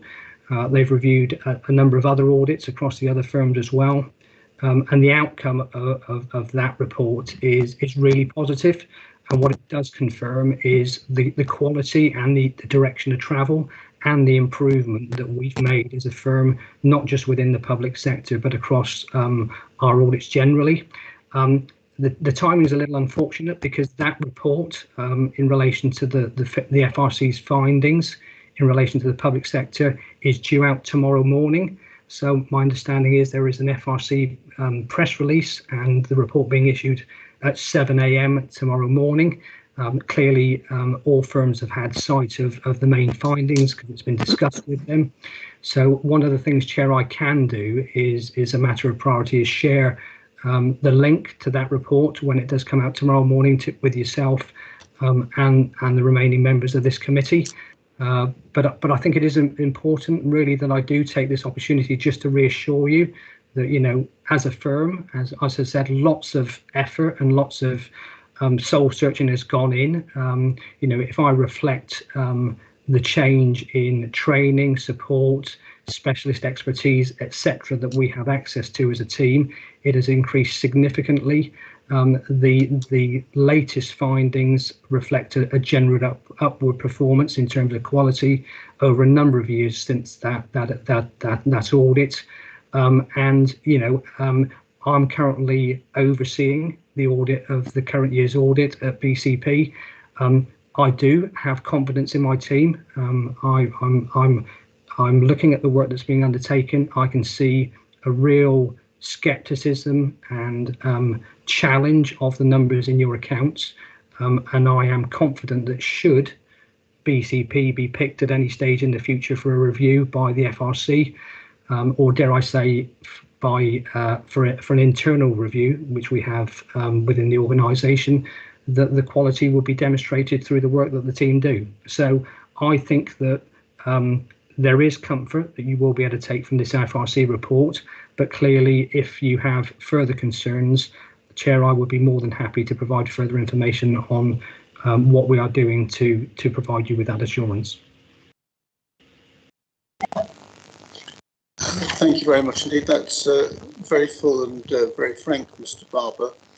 What I think I would like, and you may not be able to do this sort of first thing tomorrow morning, what I would like is for you to have sight through Mr. Stannard of the two emails which I read out a moment ago, with a view to you responding with the link that you just talked about, but much more importantly for you to set out in the form of an email to all of those who have been circulated Grant Thornton's response to what we have said, because it's only in that way can I be sure that all members of Audit and Governance and the senior officers of the Council have received that information at the same time. And so that circulation needs to include not just members of this committee, important as that is, but it also needs to include obviously Mr. Stannard, Susan Zeiss as the monitoring officer, Mr. Richards as the chief financial officer, Graham Farrant as the chief executive, together with the leader and deputy leader of BCP Council. Those are the people who I included in that circulation because they are all in positions of authority, so they're then in possession of the response from Grant Thornton, and those who need to can take up whichever issues they need to, should that then be the case. That would help me enormously to make sure that this has been dealt with thoroughly, but doesn't then become some sort of witch hunt as a result. And I'm very keen that we have had a discussion that the public are aware of and therefore know that we have looked at this as thoroughly as we should do as a client of Grant Thornton, huge organisation that it is. So I think if you're able to give me that assurance that you can respond in that way, for me that would satisfy the situation for the time being, subject to what is actually in that response. Would that be acceptable to Grant Thornton? Yeah, yes, Chair, more than happy to do that. Thank you very much indeed. Thank you. Members of the committee, does that satisfy you as Audit and Governance in terms of the responsibilities that we have as a committee, that we've taken that as far as we seriously can for this evening? We need to revisit it. Obviously, Mr. Barber will be aware that that we will have to do that should that become the case, and I will keep Mr. Barber informed through Mr. Stannard, because I think it's quite important that it's done through the appropriate officer, not just directly by me as chairman. So, are you in agreement with that as a committee? I have an indication here from Councillor Cox, who isn't present at this meeting, that he wishes to speak. I'm not sure whether that's for this current item or whether it's for the previous item. I'm not inclined, though, to broaden this debate out this evening for the reasons I've set out. Councillor Cox, can you tell me? Yes, it was for this particular item, and given the fact that I am an auditor of 30 odd years, I feel as though I have something to say on the subject, which might be of interest to the committee. Is it brief? Because we've still got other business to. I will be as brief as I will be as brief as I can. But could you make sure though it's focused on the issues that we've set out this evening, and it doesn't broaden itself out from there? No, it's entirely based on this. And what I wanted to do was to welcome your interrogation of this particular item.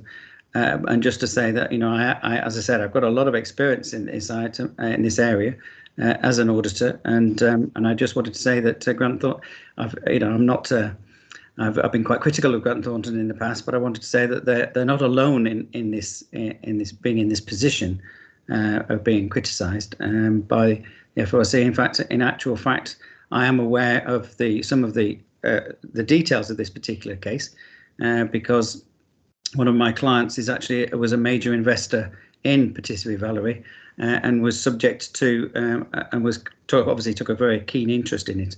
And what I wanted to say was that actually Grant Thornton, as Mr. Barber has indicated, did cooperate throughout the process and did hold up their hands on this particular issue.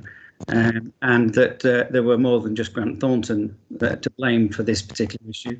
There was the directors, there was the internal auditors, and there was the banks who were just as complicit as the auditors in this particular. And I would stress that Grant Thornton is not the only firm of accountants of that size that have been in this position. In fact, there's one at the moment who is in far worse trouble, in my opinion, because they've been found to have deceived the investigators.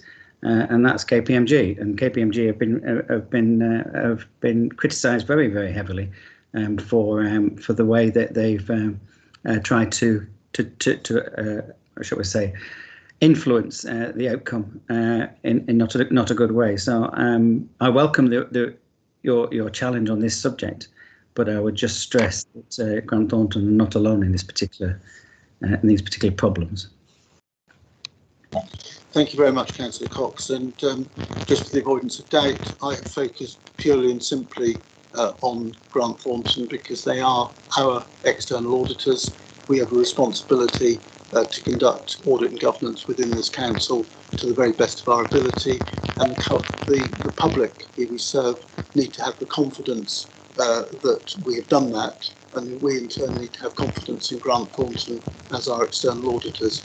And I'm hopeful that out of what Mr. Barber has agreed to do in terms of coming back to us and senior officers and the leadership of the council, that we can achieve all of that and move on as we'd all wish to. So thank you very much indeed for bearing with us over this evening.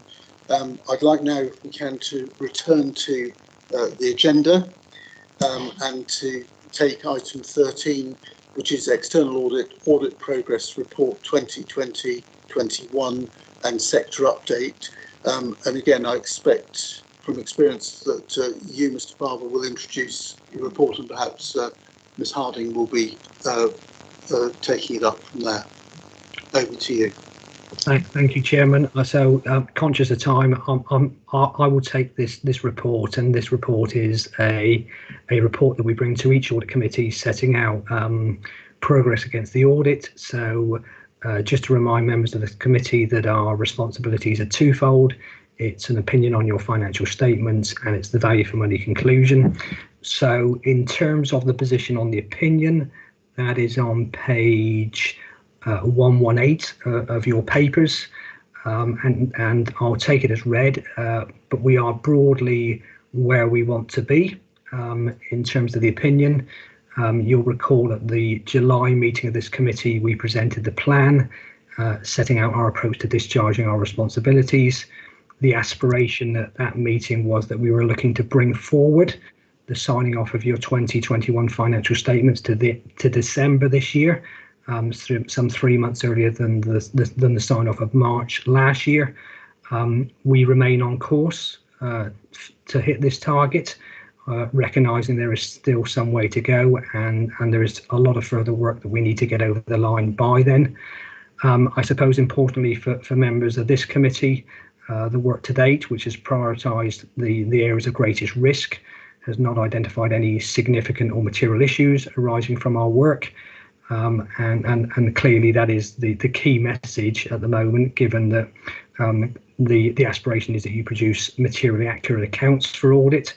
But as I said, there is more work that we need to do, and we have resource allocated through to the beginning of December, at which point we should be in a position to issue our summary findings to this committee ahead of signing off. And this year will be a bit unusual because the opinion audit will be signed off before the value for money work. In any normal year, the VFM work is completed to the same timeline and reported on at the same time in the audit cycle. But as I've trailed at previous meetings of this committee, the VFM work this year reflects the new NAO code criteria, which has changed and is more involved. And in recognition of that, MHCLG have granted a further extension for that VFM work of no more than 3 months after the signing of the opinion. So if we assume the opinion will be signed this side of Christmas, that gives us up until the end of March 2022. I suspect it will be before that, and we are progressing well on the VFM work. We've received the majority of the documentation that we've requested. We're working through that.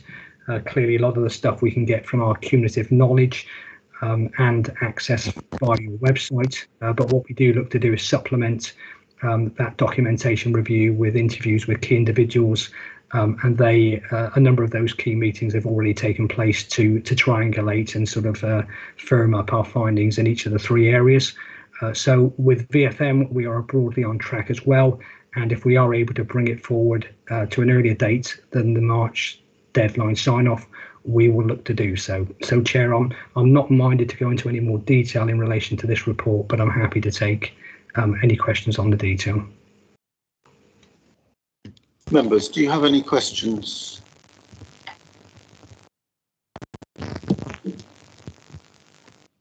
Councillor Phipps. On page 119, I'll just spot it at the bottom there. So, objection to the accounts. We've received an objection to 2021 accounts covering a number of areas. And again, we're considering the points by the elector during the course of our audit work. Is that a normal thing you would get? Objections from an elector? I haven't seen them. Just wondered if you want to comment on it, that's all. So, through you, Chair, if I may.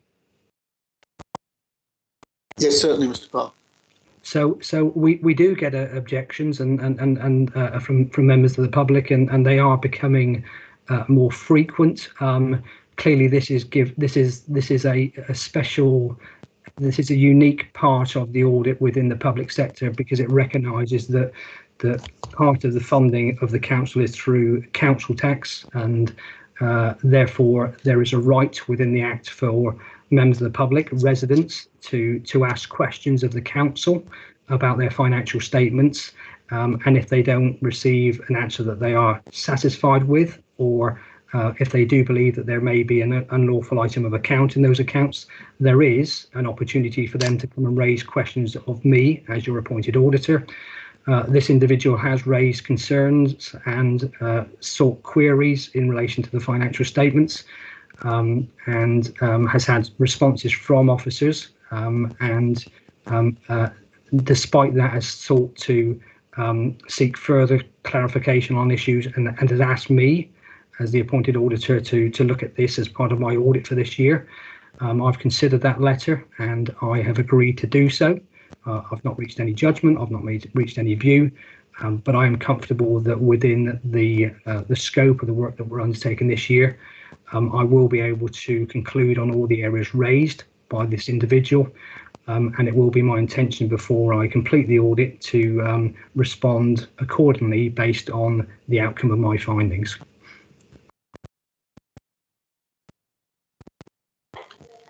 Thank you. Interesting. I hope they are resolved. Thank you. In my experience, particularly in a preceding authority, this is a fairly regular occurrence, and so Mr. Barber's answered in the way I'd expect him to. Are there any other questions, members of the committee? No?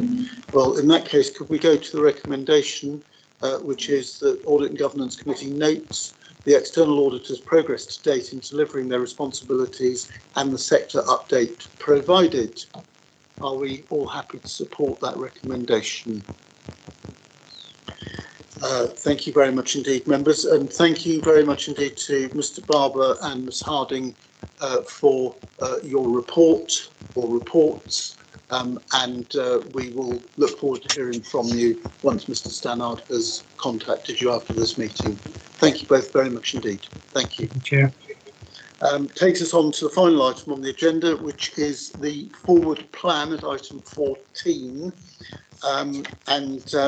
We've been doing some work on this in the last day or two, not least to help to mop up the issue that I think Councillor Phipps has raised about the parks governance, and trying to create a little bit of space within the forward plan to conduct all the business that we need to, particularly that we've got to do in good time for full council in January. And I think I'd ask Mr. Stannard if he would, just to introduce the report, and I hope that we can get to a conclusion fairly quickly on how we can expand the forward plan to do what I've just set out. Mr. Stannard. Thank you, Chairman. So the grey column on Appendix A is the next committee meeting. It's an extra meeting, but there are two areas that we simply can't move because of the the statutory accounting deadlines and what we've heard from Peter Barber today. So, statement of accounts and the external auditor's audit findings report will be a given there. They're just immovable. The appointment of external auditors for the next committee cycle, the next contract cycle, is also immovable because we have to opt in or out of the arrangements that I'll explain at that committee by March 22. So that leaves flexibility on the changes to council constitution, and obviously we've got to slot in the review of park governance somewhere. So I think what's gone on over the last couple of days that you allude to, Chair, is the proposal is that the review of parks governance would also come to the 2nd of December meeting, and then you have a separate meeting completely to consider the considerable items that are within the changes to the council constitution. And I think I'm right in saying, but I'd like to confirm this with Mr. Hampton, that the proposed date is the day before that committee meeting, so the 1st of December, to have that sole item on the constitution. Have I got that right, Bob? That's correct. Members, I know that's quite an additional workload, but our target is twofold. As Mr. Stannard set out, I really want to make sure that we get this past governance business back here as soon as we possibly can. I know Councillor Phipps has been concerned about that, but I'm sure others have too. I'd very much like it to be on our regular agenda, but it can't be done that way. So it has to be on this special meeting on the 2nd of December, unless we're to defer it into the new year, which I don't think is a sound principle. So I think that's the right thing to do. But we also have on there, as you'll see, changes to the council's constitution flagged up for the 2nd of December, and we need to do that so that we can take those through to council altogether. But equally, we need to make sure that the constitutional working group, which is chaired by my colleague, the Vice Chairman of this committee, that we as a committee are able to spend sufficient time on that item so that we can take it forward to full council, hence the reason for having an additional meeting the day before. And the time constraints are such that I don't see, having discussed this with officers, any alternative to do that if we are to take those recommendations through in terms of the council's constitution. And so the proposal is that the forward plan is changed in the way that I've suggested for the 2nd of December, but an additional grey column, if you like, is introduced for the 1st of December in order that we can manage to do that without rushing it all through on the 2nd and probably not giving it sufficient time. Councillor Phipps. Clarify, so you want 2 meetings, one of this committee, one straight after the other, and I presume they'll both be here in full again. I presume that's the case. It would be rather nice if one of them could be a bit over the other way somehow, because it's quite a jaunt to this time of night. No, I appreciate it. It's quite a jaunt from Bournemouth, so from Christchurch it must be a lot worse indeed. We seem to be coming here as well for every single meeting now. Yes. And it would be quite nice, that's my request, perhaps we could get somewhere, one of them, as there's 2 in a row. I think it's around the IT issues. I don't understand whether others of my colleagues can't make Mr. Harrop comment, but the short answer is that currently this is the only venue where we can provide a meeting that can be live streamed and can operate within the constraints imposed by the COVID regulations. But the only alternative perhaps is Bournemouth Council's chamber, which does live stream. Miss Ice, I'm sorry. I just mention I had a conversation with Richard Jones about this recently, because he's the one who knows all the technology backwards, and he's indicated that while we might be able to live stream from the chamber, we can't facilitate hybrid meetings. So, it is mainly about the limitations of the technology.